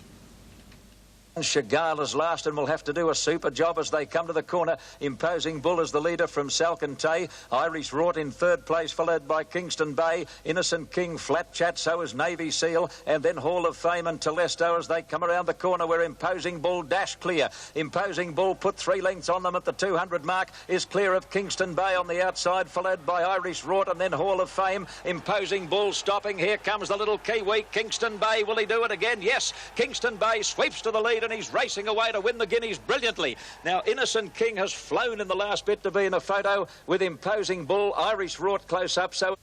Max, is the Derby picture going to change each week? Are we seeing the fittest horses winning at the moment? Yes, I take nothing away from Kingston Bay. I think he's an outstanding 3-year-old. He's proven that. He's won at weight for age. He'll be very competitive in anything he races in, but I do think you're going to see improvements on the Canterbury form. Let's go to the race around. With just 2 weeks to go before the Golden Slipper Stakes, most of the serious contenders for the $2 million race have been sorted out. Placed third in the Blue Diamond, the John Hawkes trained Justice Prevails was certainly among them following this win. Social Path, the leader, straightening up. He got away from Headstrong. Keltreesa's coming after him quickly, and they're clear of Justice Prevails, who's going to come home well at the 200. Social Path tackled by Keltreesa, who went past him. Justice Prevails on the outside is a big danger, though. Justice Prevails is coming at Keltreesa, and they've come right away from the others. Justice Prevails was never travelling in the race. That's the first time he's been on the bit going over the line, and he won easily from Keltreesa and sparkling. With a win in race record time, Justice Prevails booked himself a place in the Golden Slipper field. Best known through his association with the brilliant sprinter Placid Arc, astute trainer Wally Mitchell made the trip to Sydney with his filly Star of Novelle. Straightening up, Gem of the West is the leader, clear of Rosa's Image, followed by Star of Nouvelle. Silver Scala's under the whip and struggling, and Lady Jackie O pulled out wide, taking a little while to hit top gear, but she's going to come with a rush in a moment. At the 200, Gem of the West, Rosa's Image, Star of Nouvelle. Lady Jackie O can't get to them. Star of Nouvelle, the West Aussie, sweeps to the lead. Star of Nouvelle in the Placid Arc colours, shot clear. Lady Jackie O doing her best work in the last bit, but Star of Nouvelle cantered home in the Riesling Slipper trial over Lady Jackie O and Rosa's Image, followed by Gem of the West, Silver Scala. The long-awaited Gem of the West, Silver Scala. The long-awaited return clash between Naturalism and Viander Cross took place in the Ranvet Stakes, and in the weeks leading up to the race, there was much talk about which horse Mick Dittman would ride. Following his decision to stay with Naturalism, the connections of Viander Cross were besieged with offers. However, they had no hesitation in bringing Jim Walker across the Tasman to ride the 4-year-old. Dr. Gray them up with about 1,000 metres to go, and the two protagonists are sitting on the pace. Dr. Grace held together, is in front by nearly 2 on Mahia, a length and a half to Naturalism, ahead away Viander Cross on the outside, a length and a half to Rough Habit on the inside of Native Neptune, 2.5 to Telesto, and a head back last on the inside is Sub-Zero as they go past the 800 mark. Dr. Grace in front and led by a length on Mahia, who's keeping in touch. Naturalism is now in a pocket on the inside of Viander Cross as they come to the 600 mark. Further back is Rough Habit, followed by Native Neptune, and then Telesto and Sub-Zero last as they near the corner. Dr. Grace with the inside running just led Mahia. Naturalism is being pushed along by Dittman. Viander Cross on his outside, and they're well clear of Native Neptune and Rough Habit as they turn the corner. Mahia immediately headed Dr. Grace. Viander Cross is now winding up. There's room between them for Naturalism. It's taking him a while to get going. The filly Mahia still in front. Viander Cross on the outside coming at a Naturalism on the fence, and Rough Habit is getting home well. Viander Cross goes for home. Viander Cross is drawing away from Mahia and Naturalism. Well done, Jimmy Walker. Viander Cross beat Naturalism, and the score is now 2-all between the champions. Mahia third. Goes on Mahia. Naturalism is being pushed along by Dittman. Viander Cross on his outside, and they're well clear of Native Neptune and Rough Habit as they turn the corner. Mahia immediately headed Dr. Grace. Viander Cross is now winding up. There's room between them for Naturalism. It's taking him a while to get going. The filly Mahia still in front. Viander Cross on the outside coming at a Naturalism on the fence, and Rough Habit is getting home well. Viander Cross goes for home. Viander Cross is drawing away from Mahia and Naturalism. Well done, Jimmy Walker. Viander Cross beat Naturalism, and the score is now 2-all between the champions. Mahia third. Goes on to the BMW. I mean, Tokyo's a long time ago, but you just wonder whether Naturalism's been slightly disadvantaged in this campaign because of Tokyo and having to go on a little longer than Viander Cross. John, watching from Flemington yesterday, your thoughts on Viander Cross and Naturalism? Firstly, I thought Viander Cross was superb, Bruce. It was an excellent performance and very well ridden. We'll talk about that later. Naturalism, I must be honest, he disappointed me the way he just couldn't really get far ahead of Mahia, who's a great. So I was disappointed, frankly, with Naturalism yesterday. Max, in the betting ring before the race was that Naturalism was jaded. We wouldn't see the best of Naturalism. I don't think we did see the best of Naturalism. Yet, I don't know at this stage whether the best of Naturalism is better than Viander Cross. Viander Cross is an outstanding horse.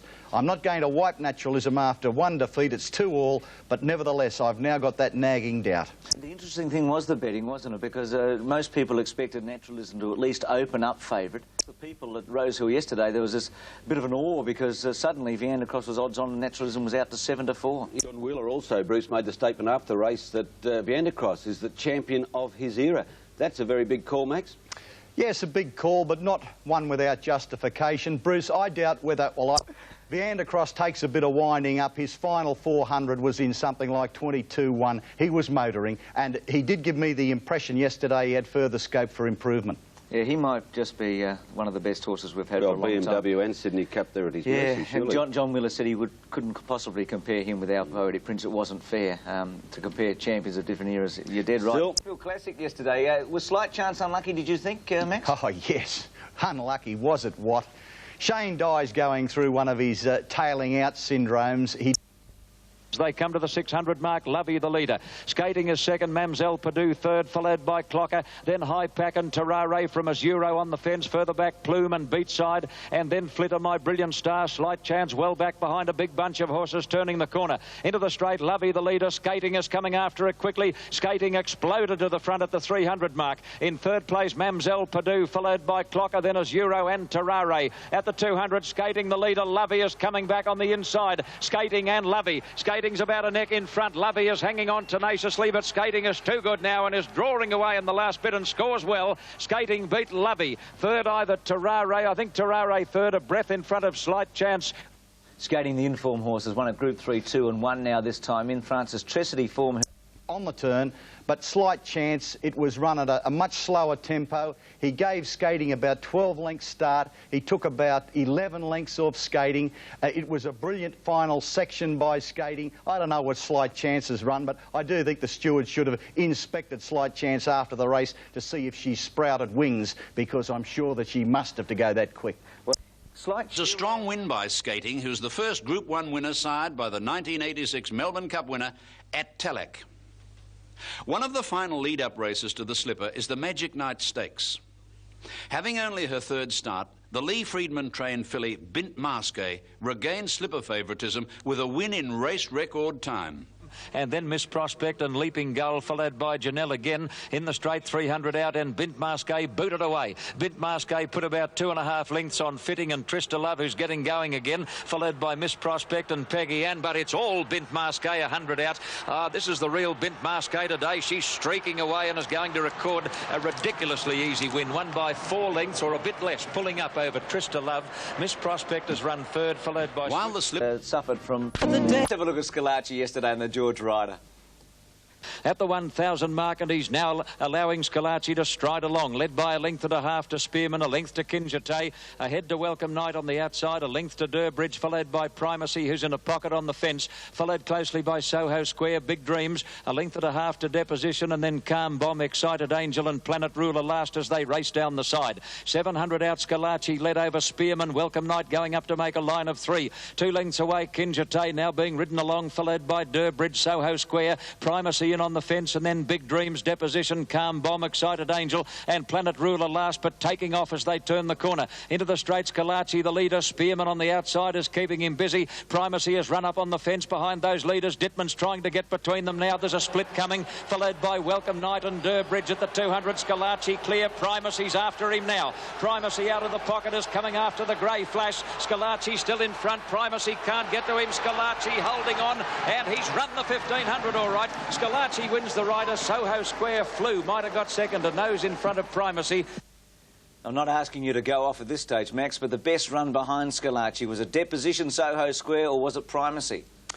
Certainly not Primacy. Primacy ran well, but I do think as far as the Doncaster is concerned, yesterday Soho Square and Deposition were the superior performances. Looking at all the action, and Keith, one of your... But he just got everything. It was said after the race by the people at Sandown, why didn't other jockeys take him on earlier? Well, they just can't. He's too fast, too early, and he's too strong at the finish. He's a very good horse. That was his first test, of course, beyond 1,400 metres. So that he can win the Doncaster at Randwick an extra 100 metres. Oh, no, Bruce. Yesterday's 1,500 metres at Rosehill is a far different story to the tougher 1,600 metres at Randwick. Scalacci confirmed to me that he's a great horse. They let him coast in front. It was made to order for him at Rosehill. I don't like taking on outstanding horses, but I'd be a little bit inclined at this stage to gamble against Scalacci in the Doncaster. Of course, if he goes up at a ridiculous price, which he did yesterday, I'd probably have to have something on him. Max, you're a great believer that there are certain horses for the Randwick Mile. They continually run well in these races year in and year out. Which points towards Soho Square, who has shown great ability over the Randwick Mile. But there again, a fortnight, what might happen? Might be a wet track, mightn't suit him, might draw off the course. I'll take all those things into consideration, Keith, before I come to a firm Doncaster selection. OK, it's going to get hard. We're going to look at the Derby now. Let's take a look at the Rosehill Guineas and we'll find out the pointers from this race. Onto the top turn at the 900 mark, and Pleasant Conquest, sustaining that run, has burst to the lead. Pleasant Conquest kicked away 2 lengths or more to Our Pompeii. Running third, Saracen. Navy Seal fourth, followed by Air Seattle, Kingston Bay. At the head of the others then is Captive Edition, Corregidor. From Innocent King and Irish Rort is strung up between horses. Then Raising Kentucky, Mr. Dingo, well back. They're packing tightly now, followed by Hall of Fame and Pallet, and dropping out last, Successful Bid as they come around the corner. Into the straight, Pleasant Conquest again headed off by Our Pompeii. On the outside, putting in a dash is Saracen, Kingston Bay between them. Further out, Air Seattle putting in his run, and Captive Edition is coming up to them very quickly as they race to the 200 mark, and Captive Edition sprinted to the lead from Our Pompeii and Air Seattle, and then Kingston Bay near the fence. Here's Innocent King down the outside, and Mr. Domingo flying late. Innocent King is charging at Captive Edition. Innocent King got up to win the Guineas going away. Irish Rort late on the scene, might get second, a breath in front of Corregidor. Derby picture looks muddled, Max. We seem to be getting a different winner every week. Yes, certainly. It should be known that Kingston Bay choked down during the run. Did the mile and a quarter on 2 gulps of air, according to Grant Cooksley. His tongue will be tied down in the BMW next week, is expected to improve. Mr. Domingo, I thought, went to the line in a manner suggesting the Randwick 2,400 metres would suit him. I think he could be the best to come out of that race, but I don't want to be held to ridicule again. But again, the scene could be changed. Is he better than a filly like Slight Chance? Slipper. That Look at the Golden Slipper market. Bint Masqué is a hot favourite. The draw and the conditions, if it's wet at all, you'd imagine Lady Jackie-O would be favourite in front of both Bint Masqué and Justice Prevails. Across in New Zealand, Dave O'Sullivan trained his 5th Group 1 winner of the season in the Manawatu Sires Produce Stakes. Over towards the 600, Go Minstrel, a length and a half now from Snap, and on the inside, Euphorical Lad. Starstruck, Popperini and Justices Swift, Country Talk, Romar locked away from Bobby Harris. They were followed by the outside, and Billy Mains tailed off. Round the turn they come, Go Minstrel about to be gathered in by Snap. In behind them, angling out is Euphorical Lad, followed by Romar and Bobby Harrison on the outside, Starstruck battling. They're followed by Country Talk, but Snap's gone away from them. Out by 2 or 3 lengths now from Go Minstrel. A late run from Romar and Bobby Harris, and down the outside Seascape running on late, but it's all Snap. He's going to win it easily. The battle's going to be for second. Seascape got up. It was a great run by Seascape. Romar. Snap's win in the Sires Produce gave her sire, Kingdom Bay, his 2nd Group 1 winner of the season. The O'Sullivan trained filly was ridden by John Collett. And so we come to Golden Slipper Day at Rose Hill. In the Ansett Australia Stakes, a traditional lead-up to the AJC Oaks, the Bob Thompson trained Slight Chance won the 5th Group 1 race of her career. Coming to the corner, 600 out, and Flitter is the leader from Orsay. Mingling Glances burst. Hillary's Pride is out deep. Now Slight Chance is strung up for a run between horses coming around the corner, and then Miltac followed by Village Dancer and Pomperia. Heads a turn for home, and Flitter the leader from Orsay on the outside. Then Mingling Glances. Burst is putting in a dash. Slight Chance is starting to wind up on the outside as they come to the 200 mark, where Burst hit the lead to be tackled by Slight Chance on the outside, and the pair of them have quickly come away. Slight Chance takes about a half-length lead on Burst. Slight Chance is starting to draw away in the last bit. Burst is trying hard, but Slight Chance is too good, and she overcomes a checkered run to beat Burst. Orsay looks to have run third just in front. Jim Cassidy's mount, Justice Prevails, started favourite in the $2 million Golden Slipper, following a wide barrier draw for Bint Masqué. 3rd Slipper, a long way from home. And they're all set. Stalls open, they're away in the Golden Slipper. There's a great start, and Bint Masqué on the extreme outside is about the first out. Jet Ball and Moss Rocket began brilliantly with Rose's Image and Gem of the West. Rock Review is away quickly, the rider trying to get in closer, followed by Sports Works, and back midfield when they settle, Star of Nouvelle. Keltrice on the fence, racing a little fiercely in the early stages. Rock Review is now dropping back to be midfield. A gap then to Land Speed Record from LA Glen. A mile back, Pride of Rancho, followed by Capablanca. Danger Can't Go, he's back third last on the fence, followed by Fitting, and Justice Prevails as absolute last. To the turn, 500 to go. Moss Rocket is taken to the lead. Bint Masqué second, Rose's Image third, followed by Keltrice. Jet Ball can't get on the track, and then Sports Works and Gem of the West, and well back Star of Nouvelle, followed by Rock Review and Capablanca. Danger's in front of about 3, and Justice Prevails as last. Moss Rocket is in front at the 300. Bint Masqué the first to go after him. They're a mile in front of Keltrice and Rose's Image, followed by Jet Ball, but it's Bint Masqué. Mighty Mick drives the filly to the lead, Bint Masqué, and she is streeting them. Look at her go. Bint Masqué coming away to record a brilliant slipper win.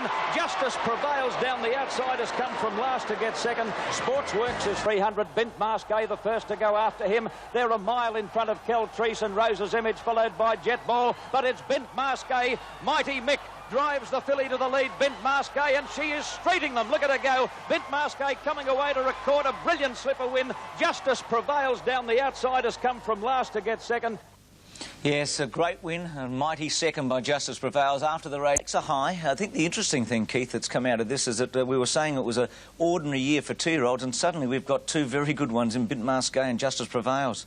Yes. They could be outstanding. Well, I think so, Bruce. We won't see Bint Masqué again this campaign, but she did it the hard way. She started from a wide alley. She had to show early speed. She was eased mid-race. Then she had to show courage and stamina at the end of the race. I think she's very good. About 3 weeks ago, Lee Friedman spoke to me at the races. We were having a chat when he was saddling up Coolong Road at Flemington. He was very excited about Bint Masqué. He said, this is a really special filly. He's a great judge, isn't he? Because not only was he right about her, he kept faith with her after that defeat to Rock Review when she was about 5-2 on. Originally have faith. Anthony said to Lee, I think we've got a Golden Slipper horse here. It looked an impossibly short preparation. Lee said, go to it, do it, and Anthony did do it.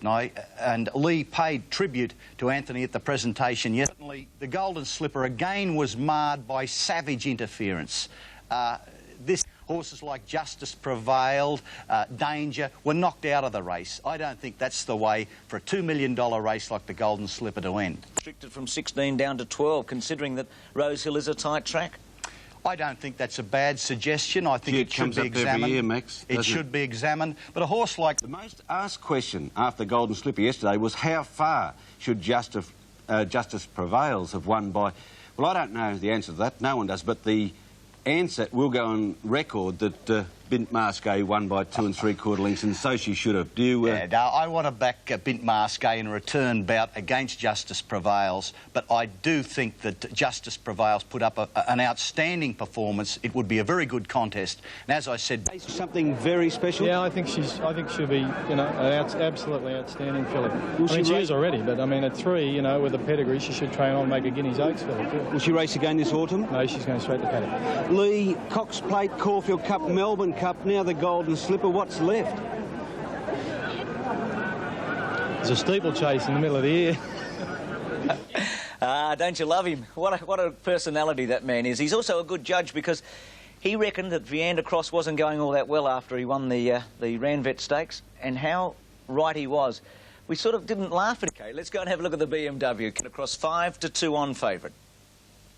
A length and a half to Raising Kentucky on the inside of Blue Rustina, going by the 1,000-metre pole, and then Dr. Grace, who's a fair way back in the field, followed by Takeshi, and the last couple are Rough Habit and Mercator to the 800 mark, and Mahire's got them flat chat, led by 2 to Tiakau Nick, a length to Captive Edition, a length to Kingston Bay, under pressure now. Here comes the big V. Viander Cross is starting to make up ground very quickly as they near the home turn, followed by Sub-Zero strung up on the fence. Then Raising Kentucky and Blue Rustina, Dr. Grace under heavy pressure, followed by Rough Habit, Takeshi and Mercator last as they come around the turn. This beautiful filly with the big white blaze, Mahia, straightens up in front in the BMW. Captive Edition the first to go after her, and Viander Cross is struggling a bit. He's starting to wind up now on the outside, but he's giving these 3-year-olds a bit of a start. Captive Edition shot to the front from Mahia, Viander Cross, and old Rough Habit down the outside. He's gone past Viander Cross. Captive Edition is well clear. Rough Habit is charging home in the last bit, but Captive Edition is holding on. He'll win. Captive Edition beat Rough Habit. Viander Cross third, every possible hope. And Max caught up with Chris too. Max, what about Viander Cross? What do we make from his run yesterday? Oh, that wasn't the real Viander Cross yesterday. Certainly the one that beat Naturalism is much better. Viander Cross had an off day. I don't know where he's going in future. Habit ran a remarkable race yesterday too, so Rough Habit is well worth following. Captive Edition, very good win, but I don't know whether he can beat Slight Chance in the Derby. Well, with some yesterday, and the Doncaster, Max wrote during the week that he felt it was second now to the Melbourne Cup since it's been increased to $1 million, and the quality of the field yesterday was arguably the greatest in the long history of the event. Well, a lot of people appreciated that too, Bruce, because there were 38,000 plus at Randwick yesterday, and in fact across the border in Adelaide at Oakbank it looked like Woodstock. So there is a resurgence in racing. There was a big... Do you believe this race has gone past the Golden Slipper as the great race now in Sydney? I believe it has gone past the Golden Slipper as a great race, as a better race. I think the fact that it caters for better, older, more seasoned horses over a fairer distance, 1,600 metres. Let's have a look at the Doncaster. Stand by. Gates open, they're off in the Doncaster. Naturalism is a little slow to move. He missed it almost a length, and Ghost Story also dwelt. Bouncing out in front, Gifted Poet, Primacy fast away with Soho Square, followed by Skating. Right behind those Blue Boss, Scalacci about 6th on settling down, followed by Kinjate. And then Durbridge and Welcome Night is out very deep, followed by Mannerism, Big Dreams. Back behind those Pharaoh, followed by Excited Angel, Prince Salieri. A gap in the field then as they race up to the first turn by Planet Ruler, Corndale, followed by Deposition, Ghost Story and Brawago last of all as they go around the first turn, and Gifted Poet the leader. Welcome Night second, Primacy third, Skating fourth, then Scalacci, Soho Square, Durbridge off the track, followed by Blue Boss, Excited Angel and Kinjate, and Pharaoh very wide at the 800 mark, followed by Mannerism. Further back is Corndale and then Prince Salieri, followed by Big Dreams. Naturalism is a mile back with Planet Ruler, Ghost Story, Deposition and Brawago absolute last as they come to the corner in the Doncaster. Gifted Gifted Poet, the leader. In second place is Primacy. Running third as they swing the corner is Welcome Night, followed by Skating Soho Square. Scalacci easing out about 5 deep to make his run, followed by Durbridge and then Pharaoh, and further back Prince Salieri as they top the rise. Gifted Poet tackled on all sides. Skating getting the rails run. Primacy joining in his Soho Square. Welcome Night and Scalacci can't go on, but the filly Skating burst to the lead. Soho Square coming after her. Jimmy Cassidy shooting for the double. Skating just in front. Soho Square inch by inches wearing her down. They walk to the line. Skating has won the Doncaster. Skating held out Soho Square. Now third we've got Gifted Poet, Prince Salieri. Mannerism was fifth, just behind Prince Salieri. Protested against Gifted Poet, third horse dismissed. The quality, I think, of Skating is not only the barrier, the fact she had the same weight as Primacy, who's a colt, and she was a filly. It was a fantastic ride, and Max spoke with Grant. In the winner, Bruce, she's the only filly in the field. Barrier 19, a great performance from Skating. Not a bad idea. What a ride by Cooksley, and what an outstanding filly she is. Can't imagine, or couldn't remember 2 horses from the one stable being so heavily backed in the one race, because Naturalism was 4s to 3s. I'm not sure what he absolutely SP'd at, and the other horse was 9 to 2 to 5 to 2 back out to 11-4. Yeah, Scalacci finished 11th. He proved he's not a miler in the tough sense of the handicap mile. I thought Naturalism was very disappointing. Like Max, I'm a great fan of Naturalism. Well, I thought he was unlucky. What? Did you? Extremely unlucky. I can't believe, Keith, what have you had in the scones today? We call them scones. Some may say that they're hash cakes after a statement like that. Scalacci struck a lot of trouble. Scalacci was beaten 2 3/4 lengths. You mean Naturalism? Naturalism, 2 3/4 lengths. It was a mighty performance. Perhaps he's not quite the Naturalism we saw in the spring, but don't take anything away from his run yesterday. He was giving his all at the finish. Maybe he just wasn't good enough on the day, but it was one hell of a run. I thought he was a bit unlucky, Keith. He missed the kick a bit, and then he got squeezed out at about the 1,000 metres. Okay, mentioned in the stewards' reports 3 times. OK, I don't entirely subscribe to that theory anyway. I thought maybe a re-handicap cost Soho Square a back-to-back Doncaster win, Max? Yes, I won't argue on that score. Keith, Soho Square put up a mighty performance, as horses who handle that Randwick mile are prone to do. But over the latter stages, you'll note he's just wilts as that handicap, as that penalty gets to him. A kilo extra, I'd say a kilo less, Soho Square would have won. In the winner. Captive Edition had his next start on the Tooheys AJC Derby, and the Colts trainer went into the race with a great deal of confidence. However, it was the classy filly Slight Chance who started favourite in the 1 million... Well, let's have a look, Max, and see the prat that Innocent King gets, the bad check, and the fact that he's able to get through and to win the Derby.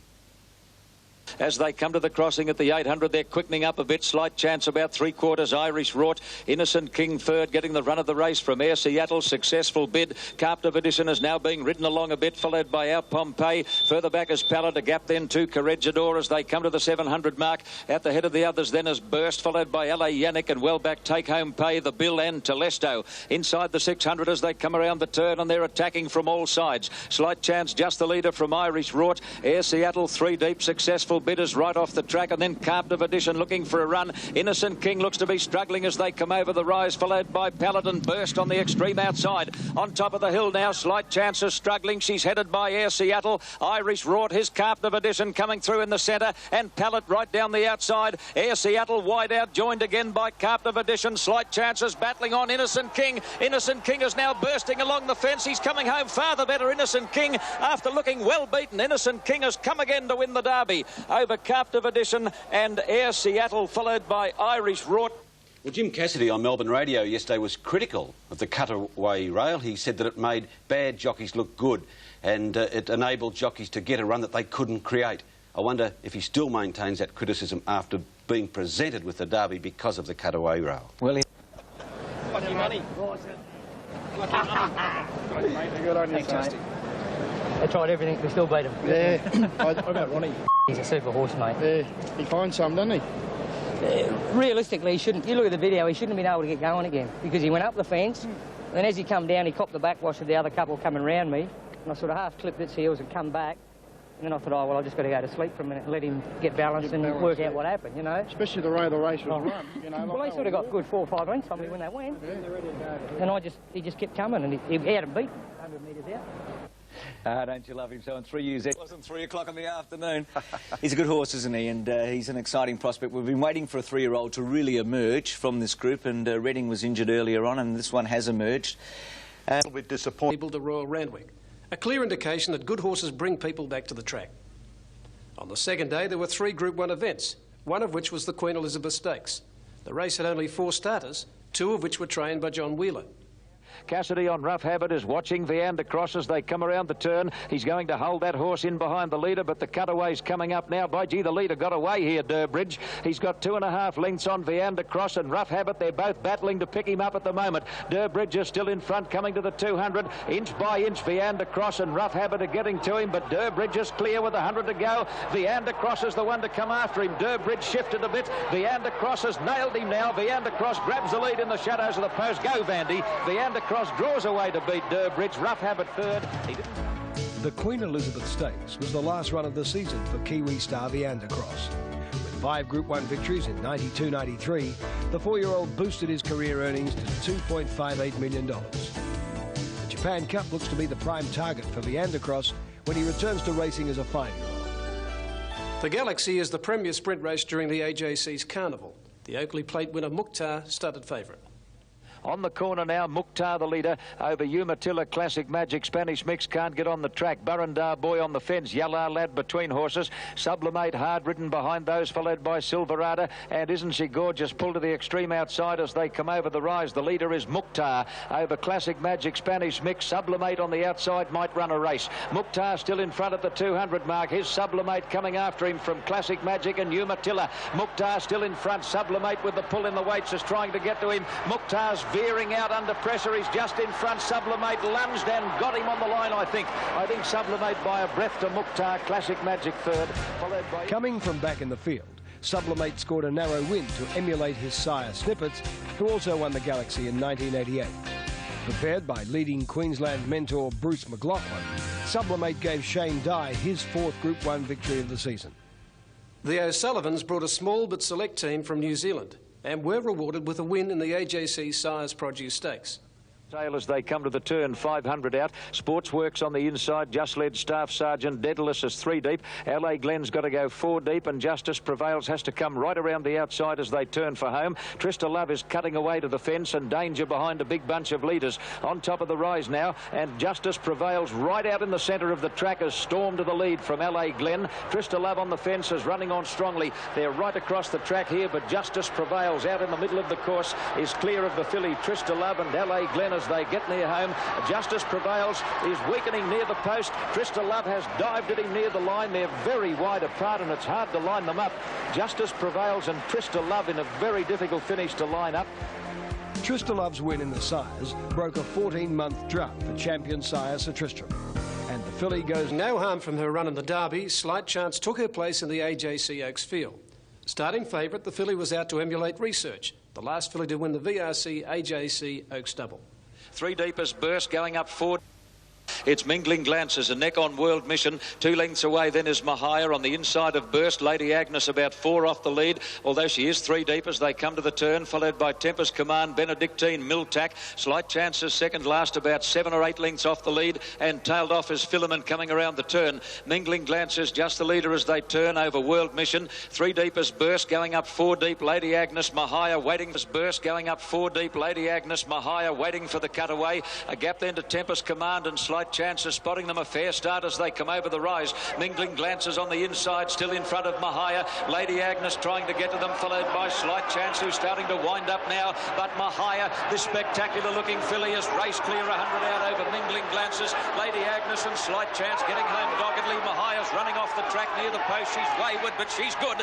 And Graham Begg wins the Oaks with Mahia. Slight Chance will be... Continuing the family tradition, young Randwick trainer Graham, bred and raced by the Arrowfield Group, Mahia is the first filly by Sir Tristram to win the AJC Oaks.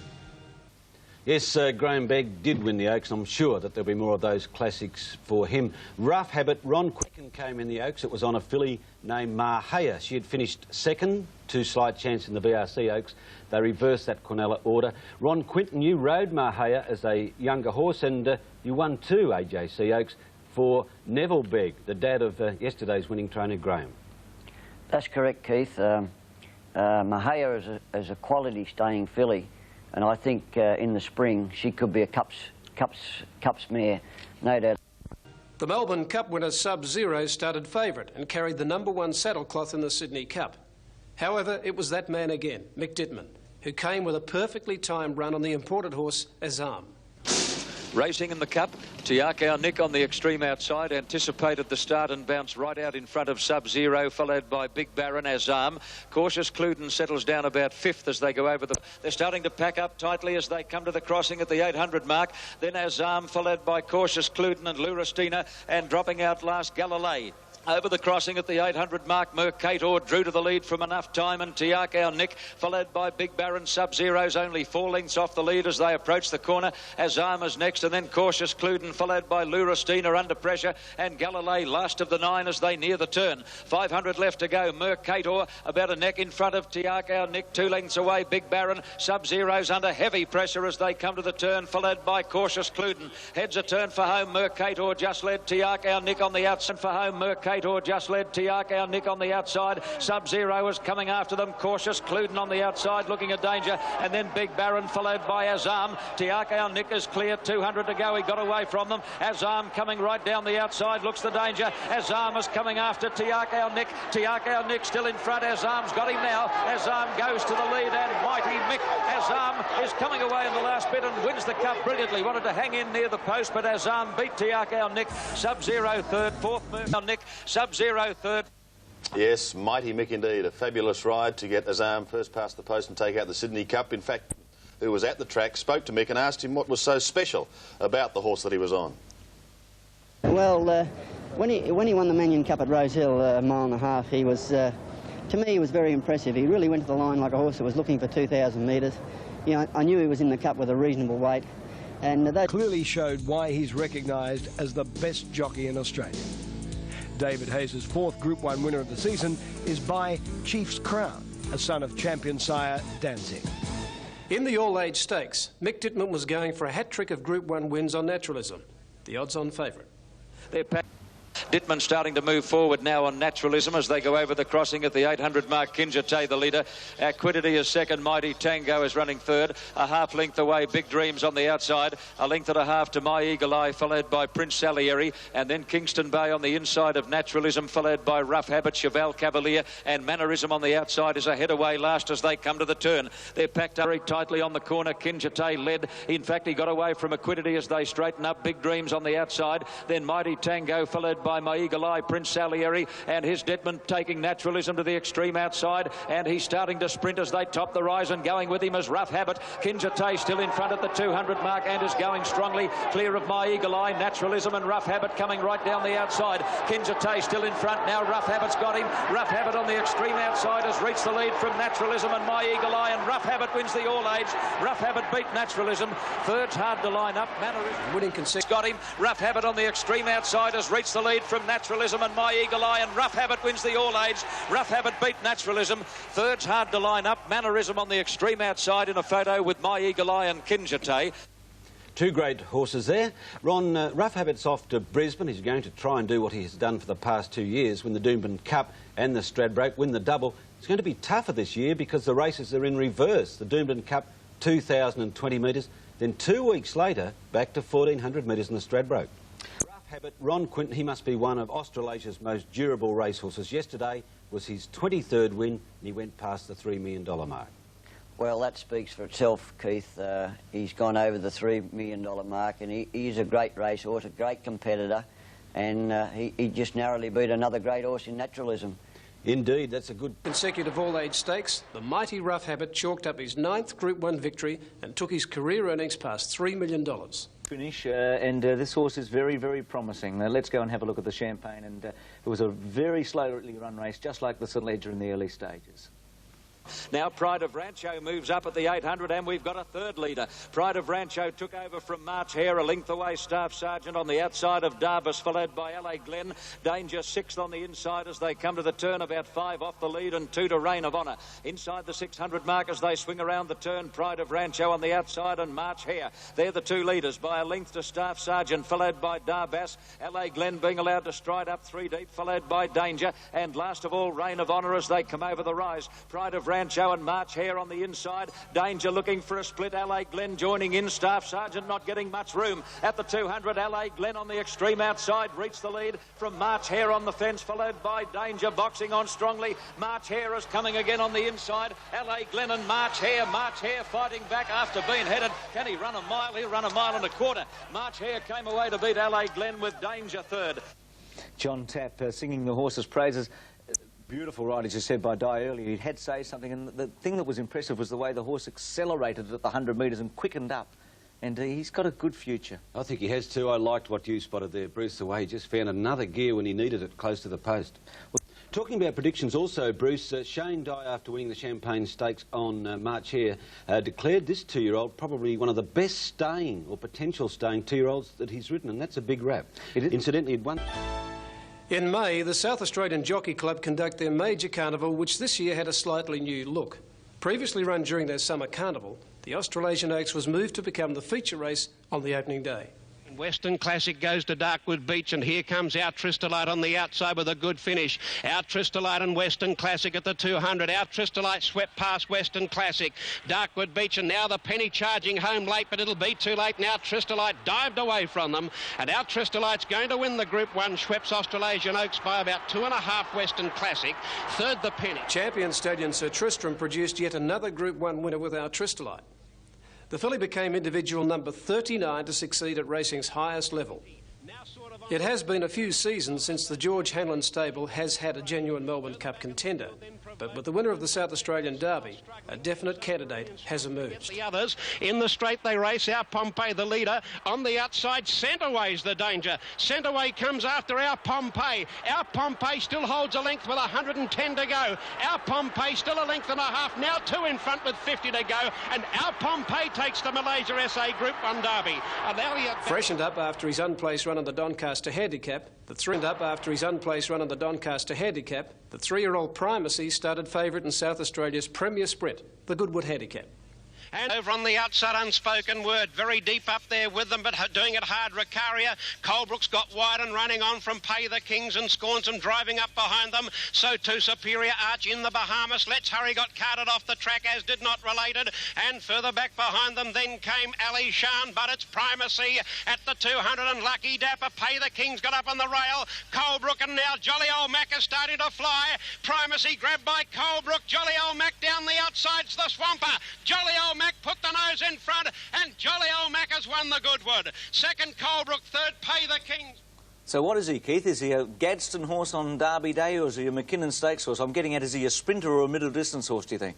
I think middle distance. I think that, I don't know, I think 1,600 metres is about his limit. There's another example, Ron, that you don't fluke classics or semi-classics, because Jolly Old Mac had beaten Naturalism, and he returned to form yesterday after. Let's have a look at her win, Ron, because she was most impressive in winning the Oaks. Our Tristolite's making a run, and back behind them, held up along the inside, Pompey Lady.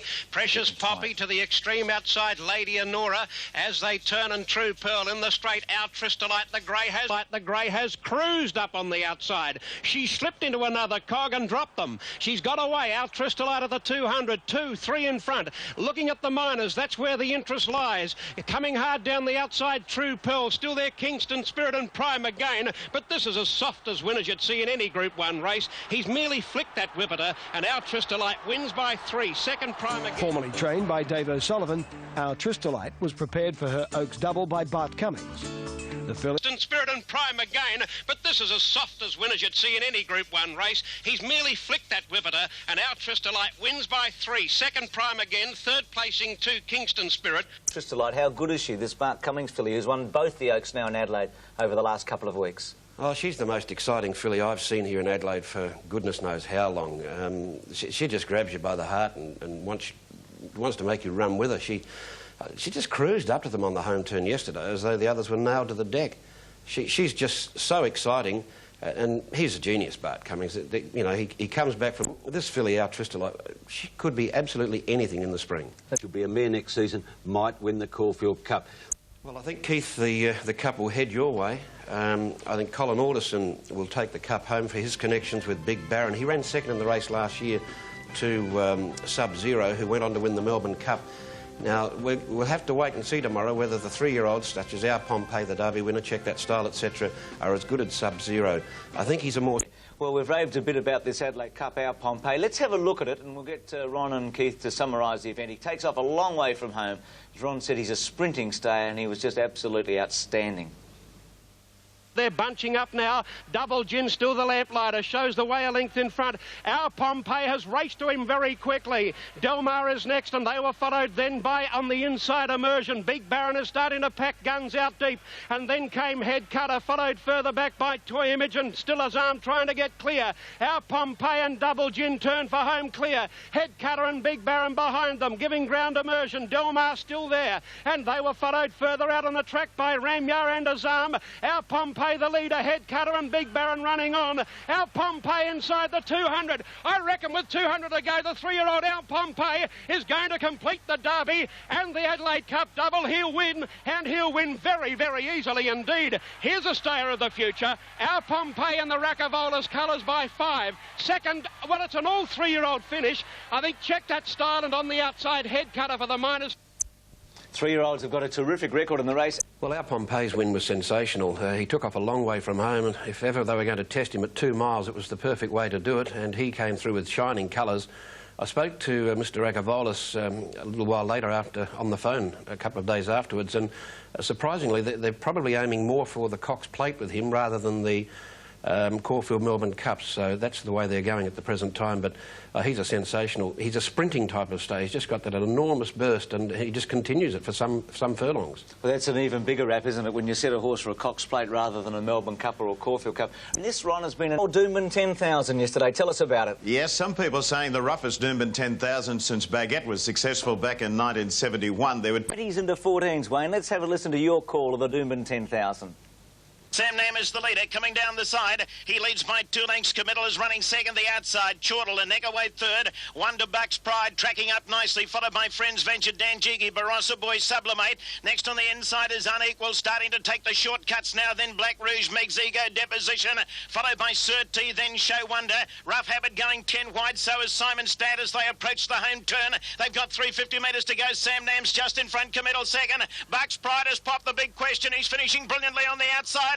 And here comes Unequalled. Unequalled is coming out to Bucks Pride. Bucks Pride is the leader. Unequalled going to him. Blondin on the outside is finishing quickly now. It's Unequalled in front. Blondin is chasing Unequalled. Unequalled still in front, holding them, and he's won it. Unequalled first. Blondin second. Meg's Ego might get third.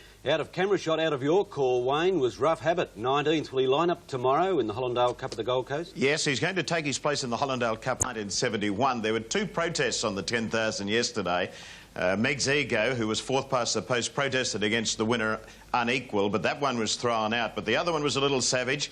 Coming around the home turn, Blondin came out and he barreled Deposition, and the protest by Deposition was upheld, and Blondin was relegated from 2nd back to 5th spot. Now, that made a difference of $70,000 in prize money, so it was a little rough there, Bruce, but the honours of the race with Mike Pelling and Unequalled. It's a brilliant ride by Pelling. You can see him over on the rails. He keeps improving his position coming down the side of the course. He had him in a terrific position as they straightened up to challenge the leaders. That he did, and he really charged to the line over the final stages. So invariably, great job being a race caller, particularly when outstanding horses win against the odds and achieve history. And it happened yesterday at Doomben when Rough Habit won the Doomben Cup for the 3rd time.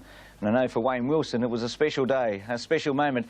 You do get him. Let's go to the Doomben Cup and see this mighty little horse winning for the 3rd time. Rough Habit, he's going great guns, Rough Habit. He's travelling on the bit on the outside of Thrifty Reserve, and then Coolong Road, Anything's Possible, and Valdano is last of all. Down the Aerodrome side at the 800, and Corndale the leader. 2 to Play or Pay's had a lovely run all the way on the inside of Akushla Marie. A length away, Kiwi Golf from the inside of Slight Chance, Equity wide. There goes Pallet taking off on the outside, a length away, then Cross Swords, Rough Habit going forward. Surfer's Paradise has lost his spot, Coolong Road next to the outside, then Thrifty Reserve. Anything's possible. Second last, and Valdano last of all as they reach the corner. 400 left to go, and Corndale first for home for Play or Pay. Kiwi Golfer Pellet on the outside. Slight Chance has gone back into the field, and Rough Habit has pulled to the outside and given full bore in the straight, and Kiwi Golfer and Pellet went up to take the lead together. Rough Habit coming on the outside. Kiwi Golfer Pellet. Rough Habit is chiming in. Listen to the crowd roar. Rough Habit takes the lead. Jimmy Cassidy, Rough Habit, 3 Doomben Cups in succession. What a horse. Rough Habit has got up the win from Kiwi Golfer. Third Pellet. Him is Rough Habit there, clear of Surface Paradise. Well in the straight now, 300 metres to go. Pellet is moving up on the outside. Kiwi Golf for the middle. Here comes Rough Habit on the outside. Jockey Jim is starting to go for him now. He's bringing him with a great run. He might do it, Rough Habit. He's hit the lead from Kiwi Golfer. By crikey, he's going to do it. That's 3 Doomben Cups. Well done, champ. Rough Habit first. In winning his third success. Oh, bless his little heart, Rough Habit. John Wheeler was absolutely delighted after the race. Have you seen a reception like that for a horse? No, I haven't. I've never experienced anything like that. It's fantastic, yeah. They love him here, don't they? Oh, yeah, and so they should, you know. He's a great horse, and he's no oil painting, but he's fantastic, isn't he? What now, mate? Oh, we'll have a go at the Stradbroke only because it's history, and, you know, it'd be great to win it for him, but so be it if he doesn't, you know. But 3 4X Cups and 2 Stradbrokes are not a bad effort, is it? It's a darn good effort, John Wheeler. At the furlong pole at the 200-metre mark, I could feel my heart beating a little bit faster as Rough Habit loomed up on the outside. Everyone at Doomben and everyone in Australia, I think, wishing that he could win the race, and he came through with flying colours for us. One of the great moments in Queensland's racing history yesterday at Doomben. You mean before your time, of course, Burnborough and Tulloch winning the Brisbane Cup in '61, but the reception yesterday for this horse, how would it compare with the other great performances over the years? Well, I've never ever heard a reception like it. I spoke to a couple of old-timers yesterday at the track. They can remember Burnborough, and they said it was marvellous that day. They can remember Tulloch in '61 when he won the Brisbane Cup. They said it was marvellous that day. But yesterday's reception for Rough Habit, comparable with the receptions afforded both Burnborough and Tulloch. Now, without being a party spoiler here, winter champions in Brisbane are not quite the same as champions in the spring in Melbourne or in the autumn in Sydney. How do you rate this horse? I mean, because if Vienda Cross and Naturalism would be rated above him, wouldn't they, in the purest sense? Oh, yes, there's no doubt about that. Rough Habit hasn't produced in Melbourne as he's produced here in Queensland, and I don't think anyone can argue with that, although one of Rough Habit's all-time great performances was the day he won at Caulfield. I don't know whether you recall the race or not. I do pretty well. But he had 61 kilos. He was 25 lengths last coming up towards the 800-metre point, and he swamped them in the straight to win. He didn't beat a class field, but it was the authority of the performance that day. But I do agree with you that he hasn't produced in Melbourne in the spring as he has done here in Queensland in the winter. But as far as I'm concerned, he's still an all-out champion. Well, you won't get many arguments there, Wayne. But still in Cup, the remarkable Rough Habit recorded the 10th Group 1 victory of his career. From 55 starts, the 6-year-old has won 24 races for prize money totalling $3.26 million. The Doomben Cup gave Jim Cassidy 5 Group 1 wins for the season, and it was 6 for Johnny Wheeler. Having prepared the winners of Australia's 4 most prestigious races this season, the Freedman brothers blazed a Group 1 trail that is unlikely to be repeated again. Their amazing run continued in the Sires Produce Stakes at Eagle Farm.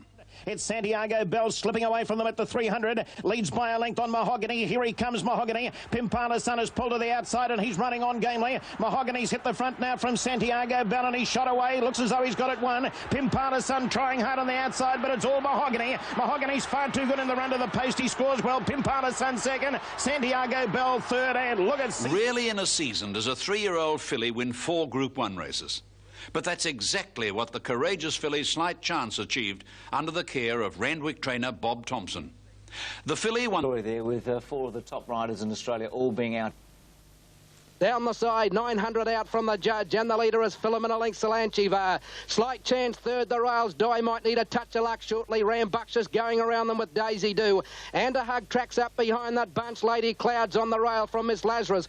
Royal Tiara can't get in, still 3 deep from Sioux City Sue. Christiania Bell, Sounds of Bounds, Honolulu. A long way back came Matt of Muston, followed by Summer Queen, and Brittle dropped to the tail of the field. They're on the corner in the Oaks, 500 to go. Filament's first for home. Slam Slanchivar second, Rambunctious third, Slight Chance going to go for the run on the rails. Is there enough room? Die gets through on the rails on Slight Chance, and she's coasting 300 out. Slight Chance went with the lead from Filament, Slanchivar, Daisy Do, and a hug and Royal Tiara from Lady Cloud, but Slight Chance raced away with 100 metres left to go. Yeah, she's home, Slight Chance, she's well clear. Royal Tiara's making up a lot of ground late, but this has been another great ride to Shane Dye. Slight Chance wins the Oaks. Second, Royal Tiara tight for third.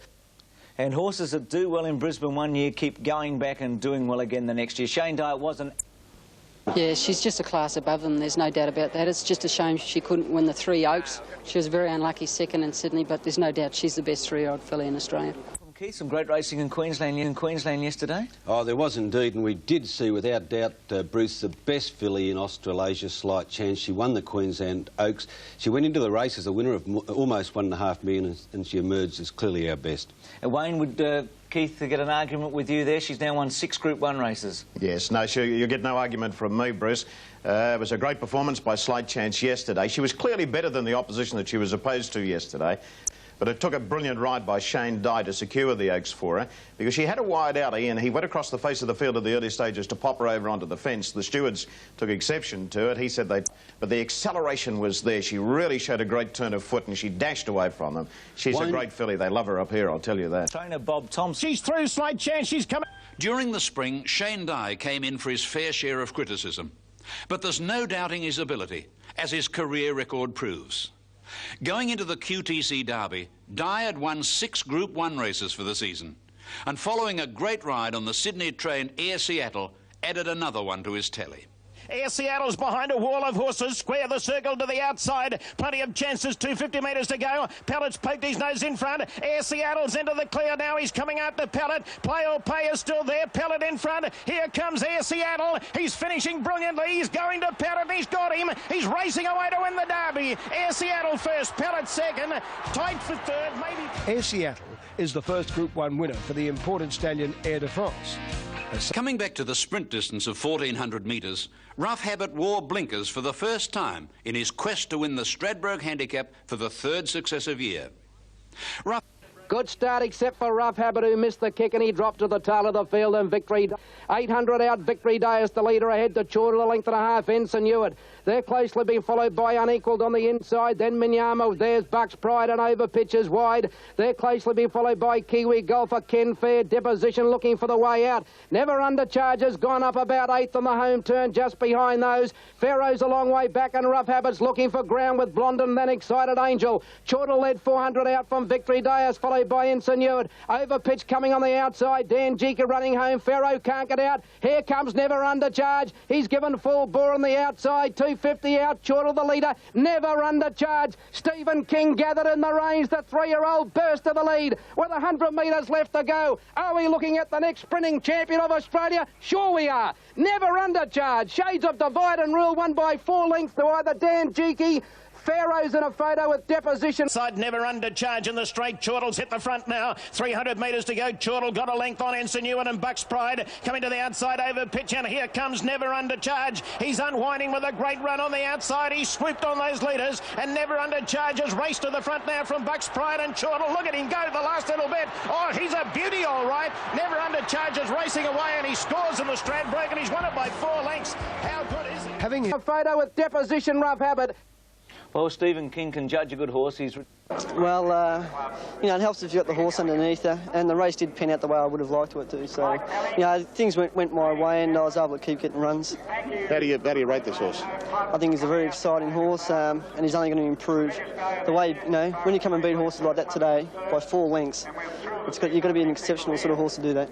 Likes a bit of room to move, this horse? Well, he's still got a lot to learn, you know. He never really was balanced up, and he was never on the bit, so he obviously needs a bit of racing, and you know, that win today is going to doing the world of good for confidence too. Welcome back. Time for racing. Well, we reckon we might have seen a new champion yesterday, Never Under Charge, winning the Stradbroke Handicap. Talking about Cox Plates, maybe taking on the whole world. Keith Hillier, what's your feeling about Never Under Charge? Oh, I think he's a very exciting horse, Bruce. Only 10 or 11 starts. He's won 7. His stakes have gone past $500,000. But it's far too premature to be talking about the Cox Plate. I mean, no Stradbroke Handicap winner, to my records, has won a Cox Plate. in the same season, Kingston. Race for the greatest horses in Australia. Yes, I do. Keith, I'll argue with you. I think Never Undercharge is the ideal horse for a race like the Cox Plate. He's a bit raw at the moment, but a raw horse winning a Stradbroke handicap as he did yesterday, 0.2 of a second outside of the record, and he went to the line with his head on his chest, 4 lengths in advance of the opposition. He's the ideal type of horse for a Cox Plate. He's got a great turn of foot, tremendous acceleration. Look out that he doesn't win the Cox Plate this coming spring. He's a very good horse, and imagine the improvement that the horse is going to take. Now, I said before that he's a raw horse. Imagine the improvement he's going to take between now and Cox Plate time. I think Cox Plate Day, you'll be on this program, Keith Hillier, saying, well, I shouldn't have said that back in the winter. Well, this very day. Having his first start in a Group 1 race, Never Undercharge coasted home to a comfortable win after being heavily supported. A son of the Habitat stallion Lord Seymour, the 3-year-old gave Stephen King his 5th Group 1 success of the season and Bart Cummings his 4th. Last season, Slight Chance completed the Sires Produce Castlemaine Stakes double before developing into Australia's best 3-year-old filly this year. If history repeats itself, then keep an eye on Mahogany, a tough and genuine horse who gave the Freedman stable Group 1 success number 12 for the season. They've got 300 metres to go. Waikikamoo Cow's the one. He's moving up on the outside. He's coming up to Mahogany. Mahogany's just in front of Waikikamoo Cow. It's Mahogany and Waikikamoo Cow. They're fighting it out. Gem of the West can't win. Mahogany the inside. Waikikamoo Cow. Stride for stride. Nose for nose. They split it all close. Very close. Mahogany or Waikikamoo Cow. Maybe Mahogany, but there's starting from a wide barrier, Mahogany defied all challenges to lead all the way in the Castlemaine Stakes. Owned by prominent racing identity Lloyd Williams, Mahogany is the 2nd Group 1 winner of the season for Last Tycoon. Mahogany is from the first Southern Hemisphere crop of the highly successful stallion. And for Greg Hall, the win topped off a great season in which he rode 6 Group 1 winners. The final race on this edition of the Australasian racing year is the Group 1 Brisbane Cup.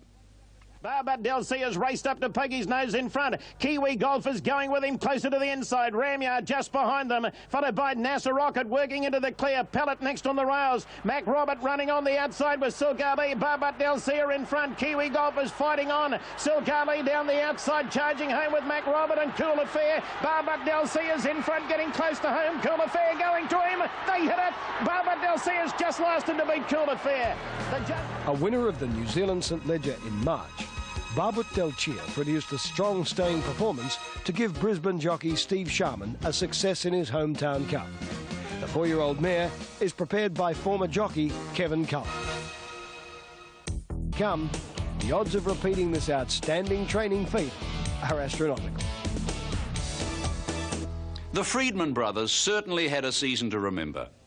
And with Lee at the helm, they'll be a force to be reckoned with for many years to come. Also, in season 92-93, we farewell Superimpose and Better Loosen Up, 2 great champions who are now enjoying well-deserved retirements. Until edition 12 of the